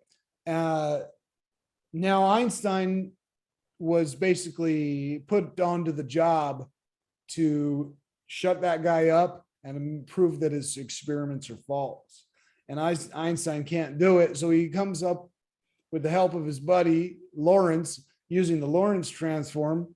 He comes up with the special relativity. And he says that the reason why Albert Michelson's experiment worked was because his apparatus, which is this long, right, shrunk like this. And so now it was only this short. And that's why he didn't, get the proper measurement with his laser test. And so he said, because that the Earth is moving, anything in motion experiences length contraction, time dilation, and mass increase. So the length gets smaller. Because of that, the mass has to increase, because now you've taken something with rare mass and you've smashed it up. Now the object has more mass, right? So you've got length contraction with that as a definitive mass increase. And now the problem is, if the thing was this long and it got to point A in 0.5 seconds, now it's this short and it's going to go here in 0.5 seconds and it isn't at point A. So now we need time dilation, so that because it's shorter and it's not going to get to point A on time, we have to dilate time.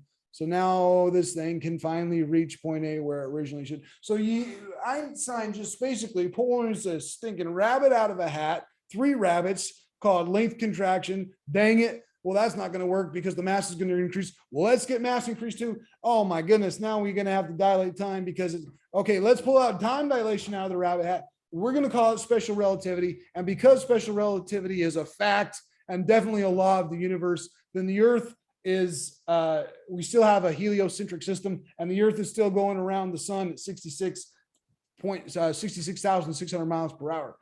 I mean, it's complete magic. And the problem with this is you can never measure this length contraction, time dilation, or mass increase, because the apparatus that you use to view the length contraction is also moving at 66,000 miles per hour, because it's also sitting right next to you. So so my camera that I'm using to take pictures with to prove to capture this length contraction, that camera is also being length contracted, time dilated, and mass increase. So because of its nature, you can never observe length contraction, time dilation, and mass increase, because you yourself are experiencing length contraction, time dilation, and mass increase. So Einstein can't even prove that this thing is even real. It's like, I mean, it's the goofiest. It's the most complicated, ridiculous thing ever. Who can believe this stuff when you actually study it? It is insane. It's like me just saying, you know, oh, my bottle of water is clear because let me just make up some reason because, you know, blah, blah, blah, blah, blah. And then I publish a science paper on it, and the whole world goes, oh, wow, that's amazing. Einstein's such a smart guy. And then they run with it for the rest of time. And now today they're doing all these experiments which utilize special relativity and assume length contraction, time dilation, and mass increase is real, even though they've never been viewed or observed, because it's impossible to view or observe it. And man, the whole thing is ridiculous. But what it proved, what the bottom line is that Albert Michelson proved with empirical experimentation that the Earth is geocentric, it doesn't move, and there's most likely an ether. His experiments did prove the presence of an ether. So, I mean, that ties in real close with flat Earth, because but flat or sphere, I haven't empirically proven that for myself. I have to go to Antarctica before I'm going to be happy with that question. There's evidence on both sides. There's more evidence for a flat Earth, and that's why I lean to flat Earth. The other thing is it's only Freemasons who perpetuate sphere theory, and I hate Freemasons, so I'm naturally going to be opposed to sphere Earth. But Sigma Octans, the southern polar star, is strong evidence for a sphere Earth, and the 24-hour Antarctic sun. That's it. There's like two tiny pieces of evidence for the sphere Earth. But until I go to Antarctica, I'm not going to be able to know definitively one way or the other. I do know that the Earth is not moving. That's beyond a shadow of a doubt. And I know that the Earth is the center of the universe. And even it says in the Bible that the Earth was made, the form of the Earth was made before the sun was made. And the way that I see it is it's called an atmosphere. And so I think it's a big marble of some sort, and that we're in the center, and that there are cavities of land that go straight down to the bottom, and that there's water all the way under it. If you just look at a globe. That seems, I agree with you. Yeah, and if you look at a globe, you can see, or, you know, you turn it to one part of the world and it's all water. There's no land on half of this place. And that would make sense if it's a very thin, little shape that it's making, a disc shape, that it would be nothing but water underneath. That makes sense to me. Right. And that's what the Bible says too. I mean, it basically says when the flood was over, the waters returned to the deep or something like that. And it's like, if it went, where did it go? Because if the water went to the deep, then the ocean should be at the same level. But no, the water went somewhere and the ocean level came down. Mm-hmm. So that's, where did that water go? But that it's also like some kind of torus field that it's funneling to the middle and then funneling out and around to the North Pole and going back down and doing that all over again in some sense. Yep. And that also aligns with like as above, so below. You've got kind of got that dome firmament above us, but you also might have that same dome shape below. Right. And you bring up an interesting point that it could be a prism shaped dome, that the dome isn't necessarily round. That you had the one video that shows when you had, I guess you don't have it with you now, but you had the little prism that you were holding up to your eyes, and the way that it looks is the same. And it was funny. So when I saw that, I was actually wearing, I have one Pink Floyd shirt. You know, I don't have very many secular type of clothing, but I was wearing this Pink Floyd shirt, and it has the rainbow going into the triangle and reflecting out from a single beam of light. And it's like, whoa, that's a big synchronicity right there. And it calls it the dark side of the moon. Right. Not that the firmament would be prism shaped, but shoot, I've packed my prism up in a box, so I don't have it here with me. But here's the thing. Let me do a screen share for a minute. If you look through a prism, you see a curve. If you put a prism right up to your eyes like this and look through it, you see a perfect curve. Let me get my screen share. Yeah, while you're getting that up, that's what I described Enoch as seeing. That's what I see in my third eye that he's describing in the book of Enoch. In my series, that I have a slide that shows, you know, he's describing what the shape of the earth looks like, and the next slide I show a dollar bill, the pyramid, and then there's the abyss is right in between, and then you have the top of the pyramid where the eye is. And that's why they use that symbol, is because they somehow they cut the top off, and they separated the top and let the abyss in somehow. Also, there are a lot of the rocket launches, like from Elon Musk especially, when a rocket gets up there, it looks like it's going into water. It looks like hypercavination, and that an object is going through water. And so I always thought, like, it really looks like they're going in water. It looks like they're submarines.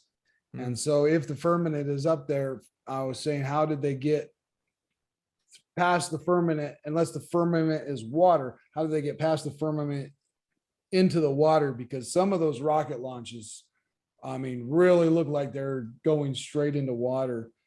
But on the prism itself,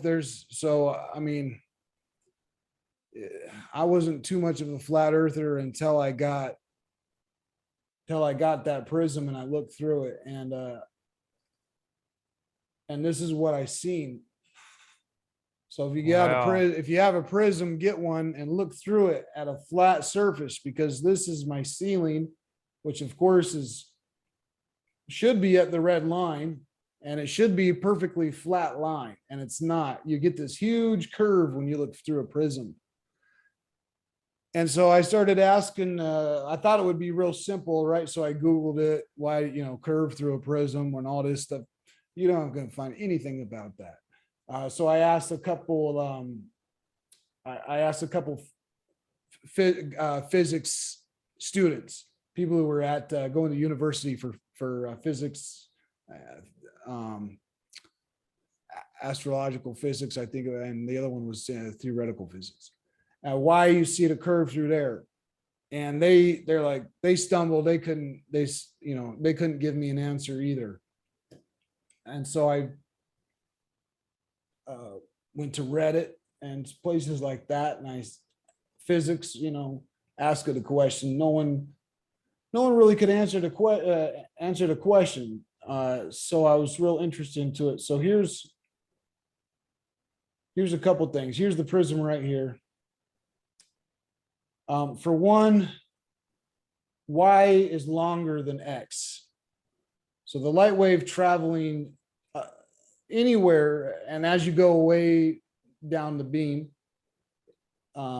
this line gets longer and longer and longer, of course. You can imagine if this was a race and 3 cars were going out, and the prism right here is a trap of mud, what car is going to get to the finish line first? The X, the guy who goes straight through that mud pit, the shortest distance, is obviously going to reach the finish line first, because these guys with this diagonal trail are going through, are slowing down, and light slows down when it goes into the prism. Its velocity is literally reduced. So for one, because the light wave is traveling through the prism diagonally, it's going essentially through mud.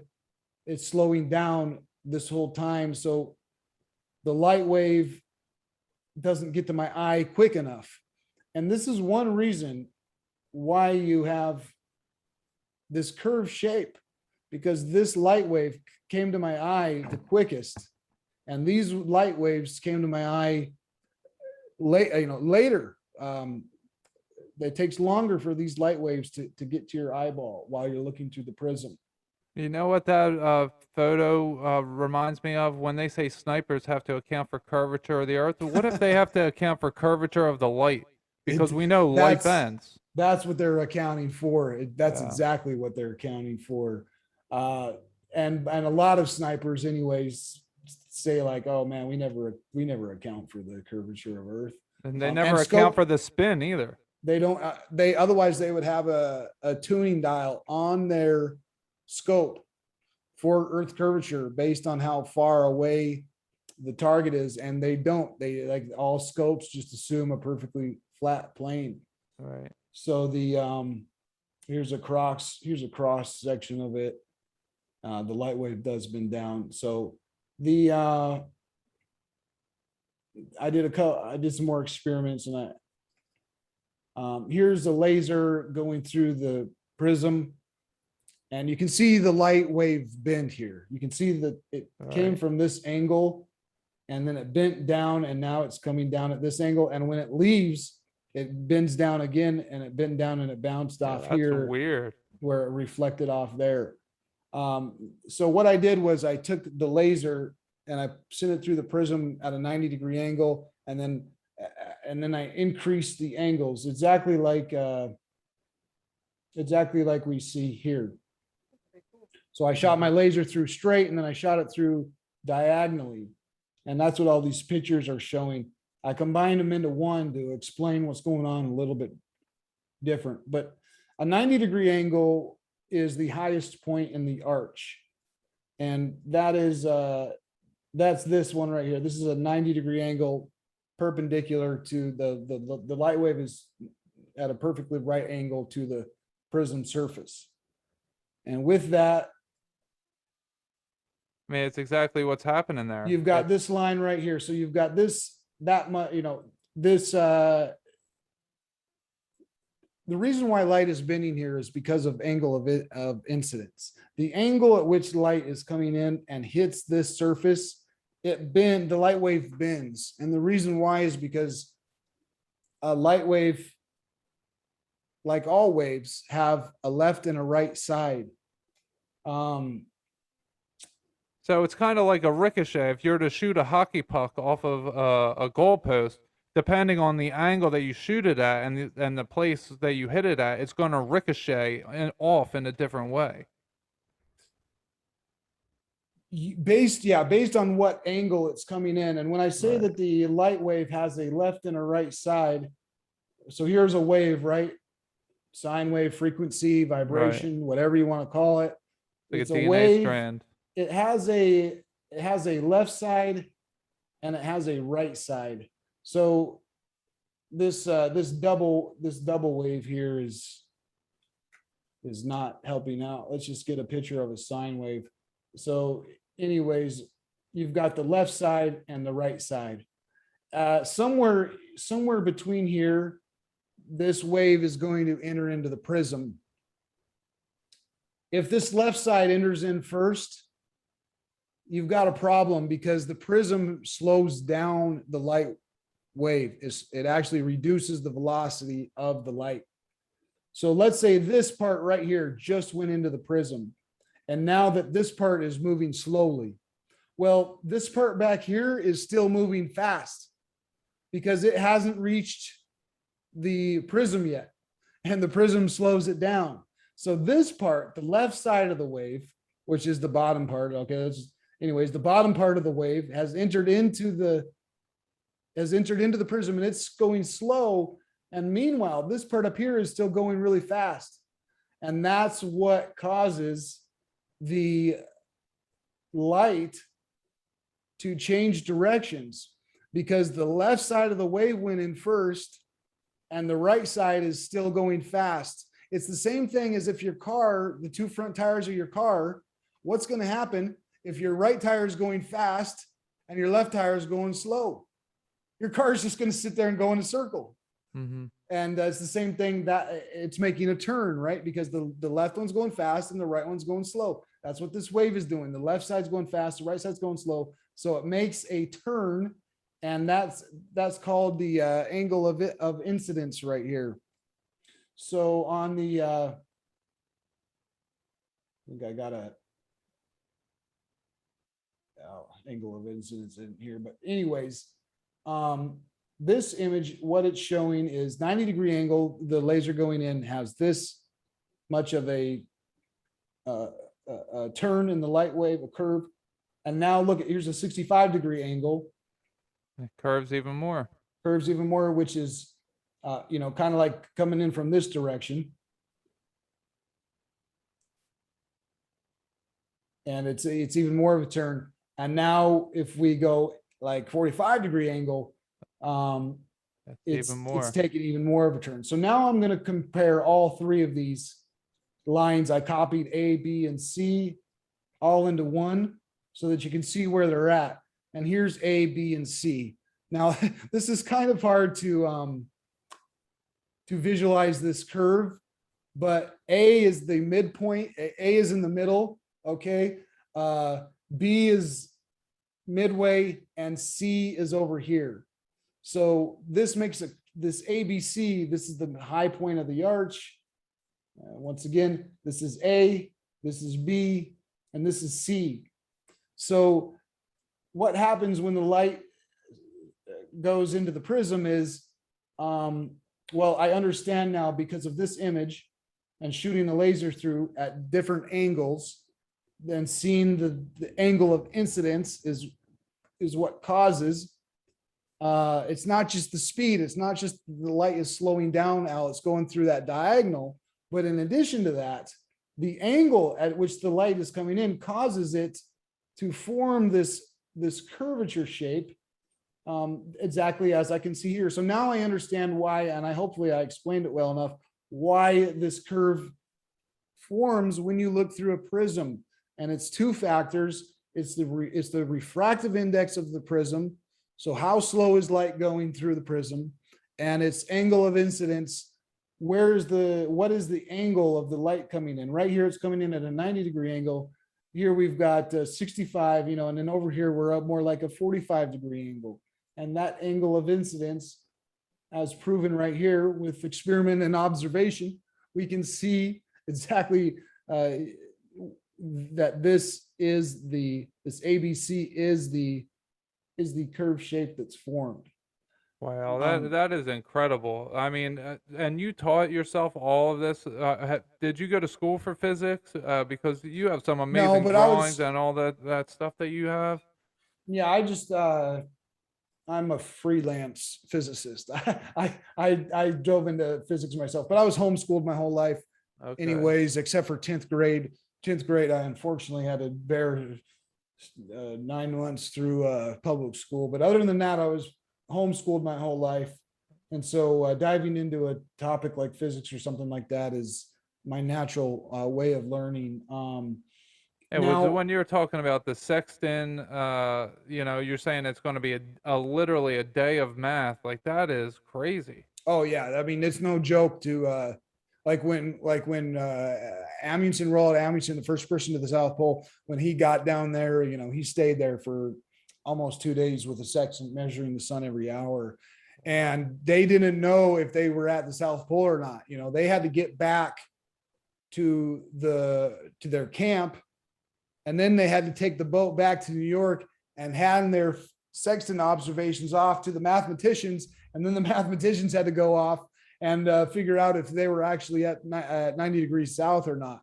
But it's not a quick and easy thing to just pull out the sextant and, oh, this is where I am.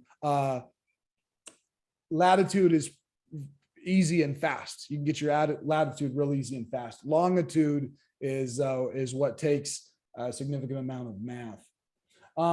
They say, well, the prism is a refractive media. it refracts light. And so we can figure out what the refractive index of the prisms, right? And I think there's a Wikipedia page for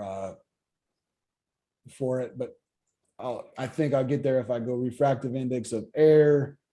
And apologies for Wikipedia. I know it's not a good place to get information, but for these refractive indices, it's okay. The refractive index of water, of course, is 1.33333. And that of a prism or glass, right? A glass is going to be my my prism. So a pure form of glass has a refractive index of 1.48. It's pretty close to water, which is 1.333. And so air, right, supposedly has a refractive index of 1.0003. So right here we get air refractive index of 1.0003. Air, the atmosphere, refracts light.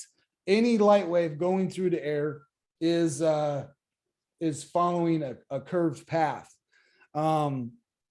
The only time light goes in a straight line is if it's in a homogeneous media, which the atmosphere is not homogeneous. Space is like space, whatever you want to call that.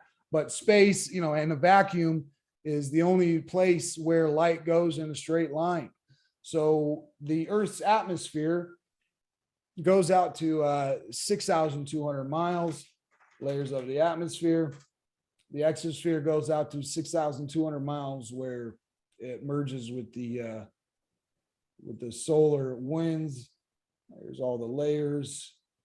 And anyways, you've got the exosphere, thermosphere, but the exosphere is from 440 to 6,200 miles. So when light is in outer space, if you're one of those NASA believers, it's going in a straight line, right? And then it gets close to Earth. As soon as it hits 6,200 miles, it starts following a curved path. And it follows a curved path the entire time until it gets to the surface of the Earth. And because of that, we have, atmospheric refraction. So atmospheric refraction is the deviation of light as it's traveling through the atmosphere and is following a curve. That's what this is showing right here. Atmospheric refraction, the deviation of light or other electromagnetic wave from a straight line as it passes through the atmosphere due to the variation of air density. So as this light is coming through 6,200 miles, it's following a curved path the entire time.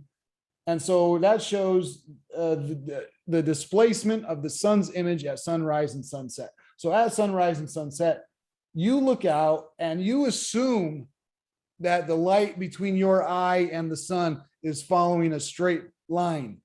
And because of that, you see the sun up here above the horizon line. You see it's just about to set. This guy's looking out and this is the sunset, right? Down here, the sun's not visible. Up here, the sun's visible. This is the horizon line. So the sun is going down right now. It's just about to set. And you look out and you see the sun sitting on top of the horizon and you say, oh, wow, look at the sun. It's right there. What a beautiful sun. Wrong. The sun is not right there. The sun is below the horizon. And you actually, if light was traveling in a straight line, you actually wouldn't be able to see the sun because it physically is completely below the horizon line. But because light is following a continuously curved path to your eyeball, you assume that it's a straight line and you do see it above the horizon. So when I see the sun up here above the horizon, it's a mirage. It's a mirage. That ball of fire, if that's what it is, who knows what it is, but that light, that circular light, that's not a sphere, but it is whoa, look at this. I'm making the wrong hand sign. Sorry, guys. But if you're making if you got this circle in the sky, you're not actually, it's not actually there. It's actually way down here, and you actually wouldn't even be able to see it if it was going in a straight line. But our eyes can only assume a straight line. When we see something, we just assume that the light wave went in a straight line.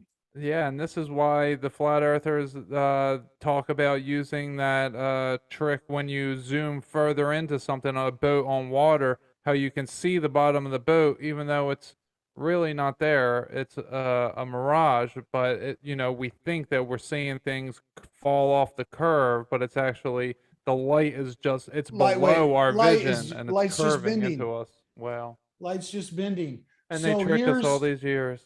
Here is a diagram of atmospheric refraction. I put this together to just kind of show how perfectly parallel atmospheric refraction and looking through a prism, what I call horizontal refraction. They're an exact copy. And the reason, you'll see why in just one second. Here's the actual sun position. This is where the sun is actually at.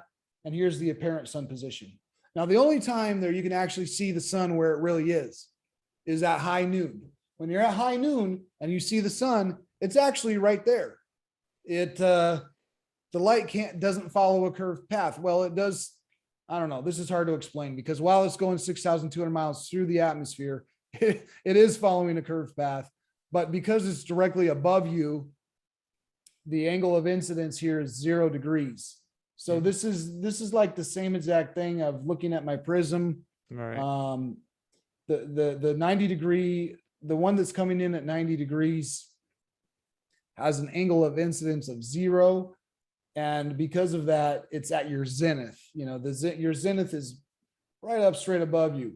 So when the sun is at its zenith, when the sun's at high noon, there is, because there's no angle, remember that 65 degree, 45 degree angle, that angle of incidence is causing this optical illusion to happen. So as you get further away from high noon, you get more and more distortion because that angle of incidence is increasing. And because of that, that bend that the light wave is making is getting bigger and bigger and bigger. So the sun looks like it's further and further away as it travels up from the horizon to high noon where there's no distortion. And you, the viewer on Earth down here, is looking up. And I showed some air here, but if this is bending this far, of course, the atmosphere is going up to out here. Now, if we look at a picture of Earth from space, I thought I had a folder for that here. Anyways, everybody knows when you look at a picture of Earth from space, you see this curve. And flat earthers say that that's only because of a fisheye lens. That's only because they used a GoPro. I disagree completely. There's a perfect physics explanation for why there is a curvature seen from outer space. And I 100% believe that if you went up to this elevation and looked down, you would see the curve with your eyeball, because the air between you and the surface of this flat plane down here is following a curved path because of atmospheric refraction.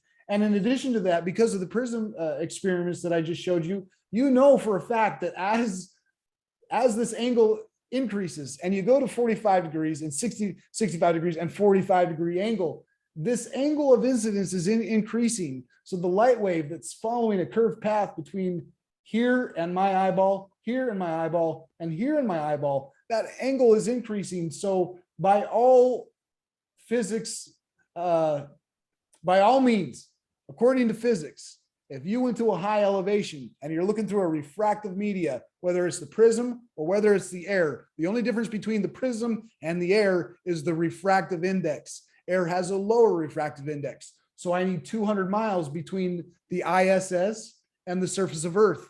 But with a prism, I only need 1 inch because its refractive index is 1.3. So the only difference between air and the prism is its refractive index. And such as I only need 1 inch of a prism, or I need about maybe 20 to 50 miles of air before this optical illusion starts to show itself. And certainly you would see a curved surface of Earth, a curved surface of the flat Earth from a high elevation with your naked eye. Now I'm pulling up one more. Now this looks exactly like the other one. Why? Because it's the same exact phenomena. We're talking about atmospheric refraction. Astronomical refraction is the displacement of a celestial body.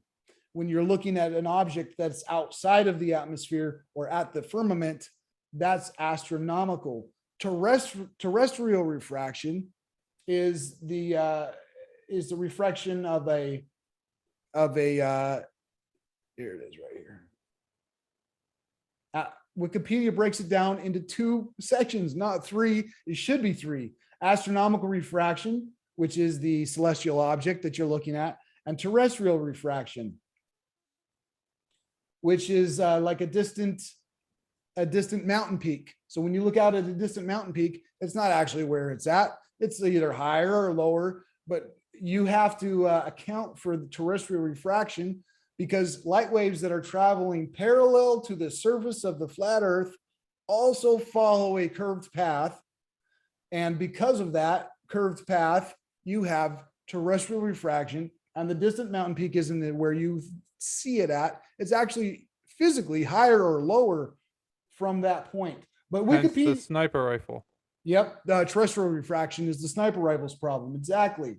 Now, it's funny that Wikipedia only talks about 2 phenomena, astronomical and terrestrial. What are both of these? Well, they're when a person is on the surface of the Earth and looking out. So astronomical refraction, I'm on the surface of the Earth and I'm looking out to a star or a celestial object. On terrestrial refraction, I'm on the surface of the Earth and I'm looking out to a distant terrestrial object. Right. So for every action, there's an equal and opposite reaction. If I'm on the surface of the Earth, then and there is optical illusion created because of atmospheric refraction, then the astronaut or the ISS or the guy with a NASA camera who goes outside of the atmosphere or high up in the atmosphere, who then looks down to Earth, he's also going to be experiencing refraction that whole way. What is that called? Because it's not astronomical refraction. It's not terrestrial refraction. And when you read a science book or a physics book, you go astronomical, terrestrial, and the chapter's done. Over. That's it. But wait a second. What about the viewer who's out, not on the surface of the Earth, but on up high or outside of the atmosphere, looking back down to Earth? He's certainly going to experience an optical illusion because the light waves are following a curved path. And that's what I have called horizontal refraction. That's exactly what this image depicts. And now, instead of me being the viewer on the surface of the Earth, you can see this says astronaut or a camera outside of the atmosphere. So in this diagram, I'm outside of the atmosphere. I'm looking down to the flat horizon of Earth, and I'm seeing what the effects of refraction is. So the actual horizon you can see is the green one, and it's perfectly flat. The blue line is the apparent horizon, the optical illusion horizon. So when the horizon is at your zenith, when it's straight in front of you, just like the guy who's on the surface of the Earth, and when the sun is at high noon, this is your high noon. The light is coming in at a 90-degree angle. And if I go to look from Earth from space, my zenith or my 90-degree angle, where the angle of incidence is in 90 degrees, and because of that, there's no distortion, that point is right here. And as you go away from that point, the angle of incidence is increasing. And because of that, this line is, the horizon line is literally bent into the shape of the curve. It's the same exact thing, of course, why I see a curve when I look through my prism at a flat ceiling. The same thing's going to happen when you go high up in the atmosphere and look back at the flat plane of Earth. It's going to take on that same exact distortion that I see through my prism, and you're going to have this apparent horizon. The further you deviate away from the center point, the more that line drops, of course, because the angle of incidence is increased. So that's, that's my theory of horizontal refraction. And it could pretty much go beyond a theory at this point, because I've proved it beyond a shadow of a doubt with experiment and observation. And there is no argument in my mind that the viewer in space or at a high elevation is going to see a curve of the flat Earth. It's going to look like a curve because of atmospheric refraction. And to verify this, I did go on to hire three total, but two main physicists, one from Brazil and one from Germany. And I put this all together into mathematical formula, all the and presented the whole thing to these physicists who aren't flat earthers from, like I said, Brazil and Germany. So I don't get just one opinion. I'm actually contacting experts across the world. And I put all this information to them and I said, am I right? And it took them about a month. They had to go work with their professors. And they came back. The guy from Brazil basically became a flat earther. He said, you're right. This is never taught in any of our school books.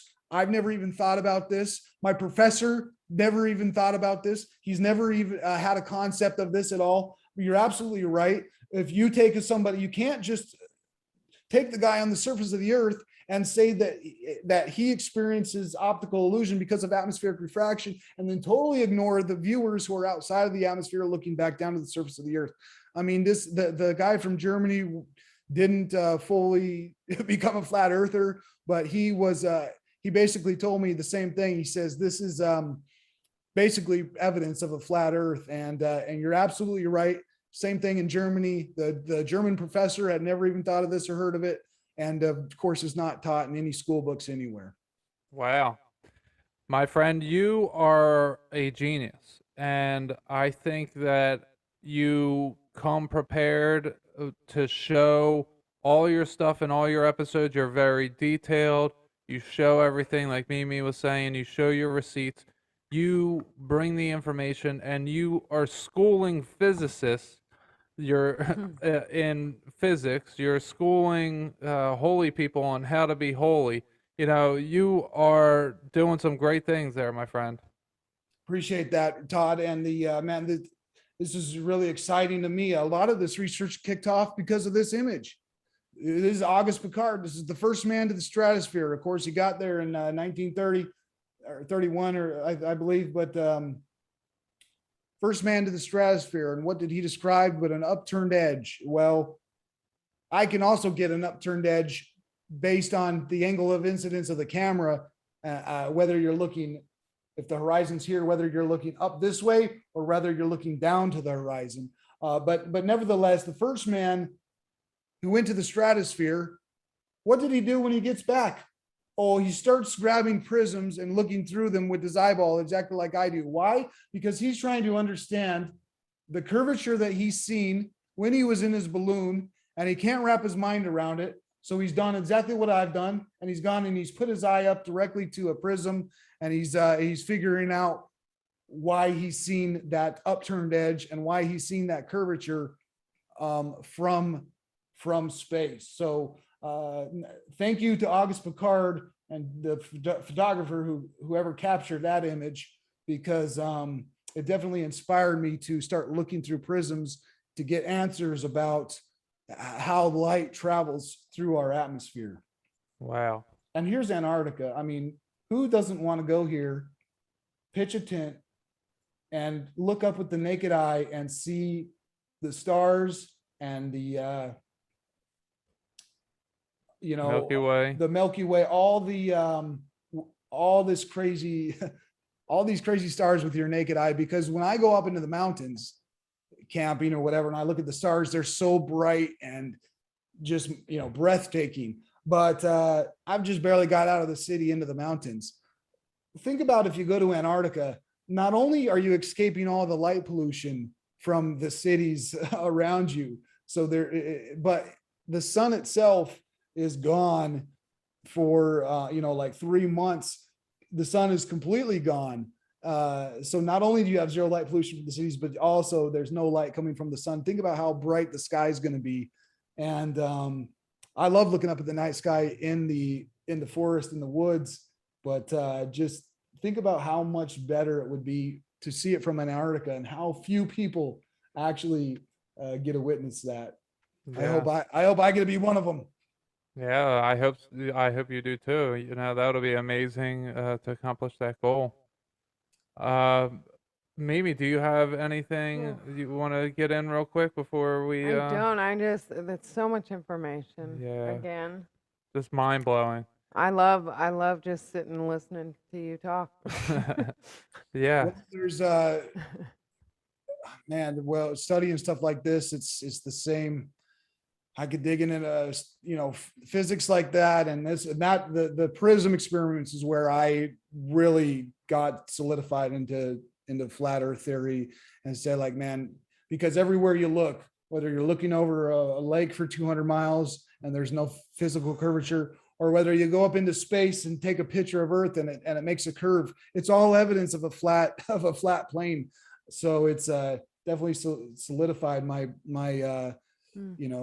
got me 100% with flat Earth. And I don't think I've never heard another flat earther ever talk about it, and that's a little disappointing to me, because it's like there's so much evidence of this flat plane, but all these other flat earthers are just saying, well, I'll bring it up if I ever talk to anybody.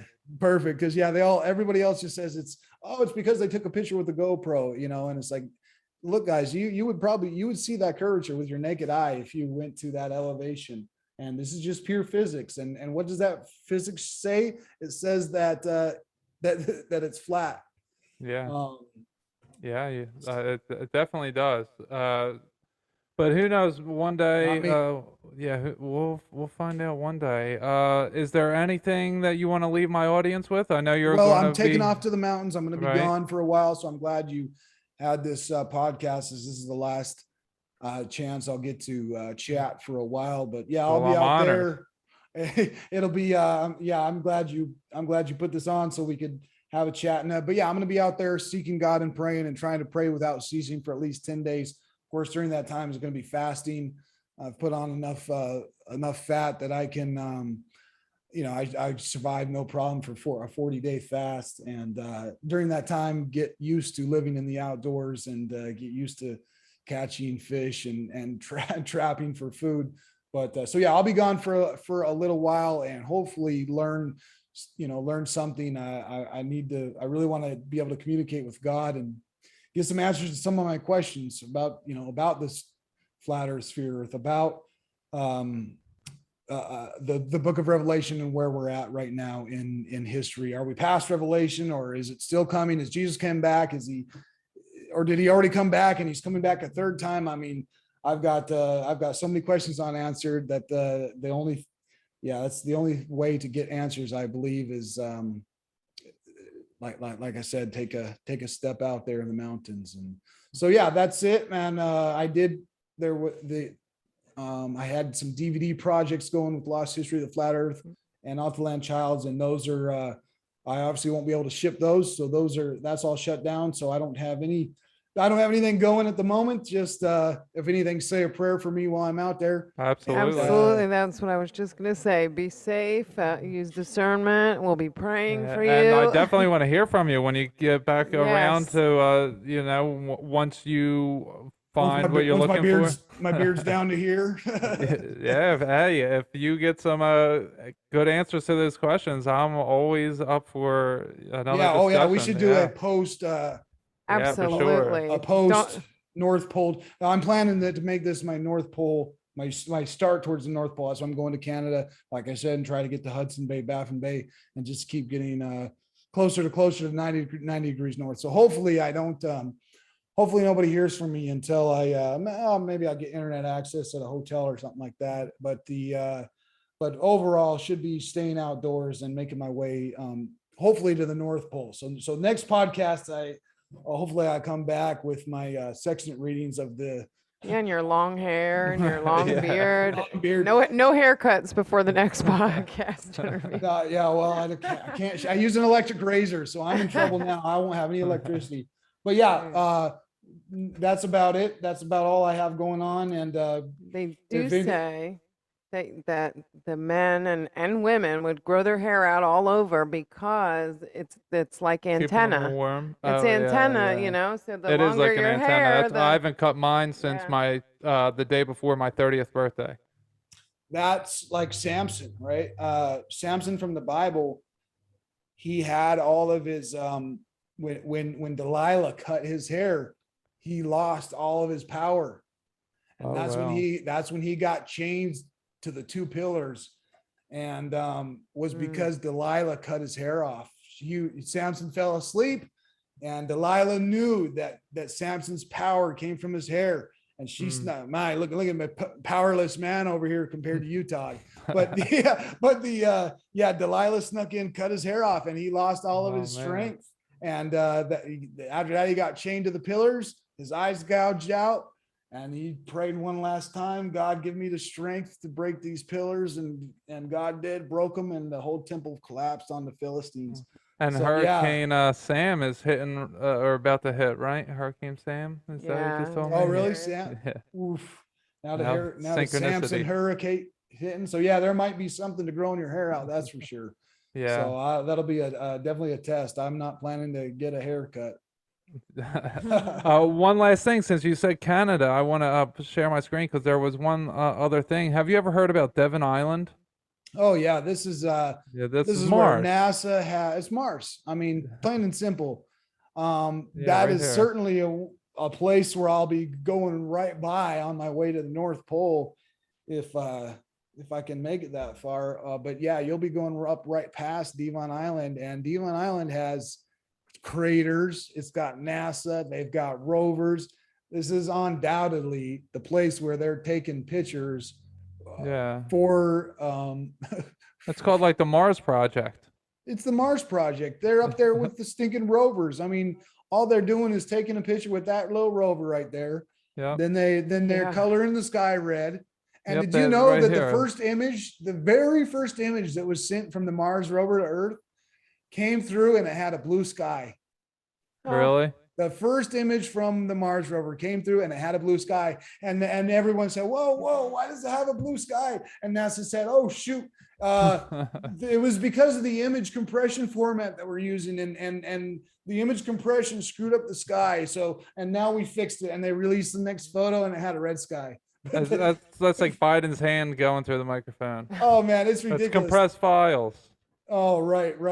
Man, the first image of Mars ever, blue sky, absolutely taken right there on Devon Island. There's never been any rover or anything like that on the surface of Mars. There might not even be a such thing as the surface of Mars. Right. On that note, realize that all light coming is following a curve, and a curve is defined by a curvature of radius. A curvature of radius is a circle. So light traveling in a curve is traveling in a circle if it can go far enough. If it can't go far enough and it stops, then it's just a curve. But if it keeps going in a curve, it makes a perfect circle. And you'll find that these perfect circles that we get of light in the sky, the sun, the moon, the planets, stars, that circular shape is most likely an optical illusion. And the fact is that we're just too far away to see it. And there's a perfect explanation. I have it on my channel about the horizontal refraction on this topic. I explain why those circular shapes are made in physics terms. And, something like the sun or the moon are just, they're nothing but circles because light travels with a radius of curvature. So hard to say if Mars even has any landmass, but certainly NASA doesn't have any rovers on it. That's if anyone Canada. I'll try to stop there and get some pictures of it. If anybody is trying to trust Elon Musk when he says you want to go to Mars, that's where you're going, Devon Island. Yeah, and they're probably going to murder you and experiment on you. So just be careful. There's people to sign up for that. You're going to go to Devon Island or something, and they're going to put you underground, just like they're going to take your soul out of your body and then replace your soul with something else. Probably, yeah, that would be right. Well, cool, Todd. This has been another great chat, and yeah, this was amazing. Thank you so much for coming on. I want all my audience to check out all your stuff, even though you're not going to be around. BeyondThePoles.com and your YouTube channel, Ryan Zehm. At least give it a few, give it a few views, or 1 or 2 subscribers while I'm in the mountains. You got to keep the channel alive, but I'll be back hopefully with some content, and hopefully more truth than I ever would have found sitting in front of my computer. All right, man. Well, I'm super excited for round 3. Yeah. Already. Yeah, well, be well, my friend, and we're going to say goodbye to the audience. Goodbye, everybody. We will talk to you later. Now the secret conversations begin. That's right. Thanks, guys.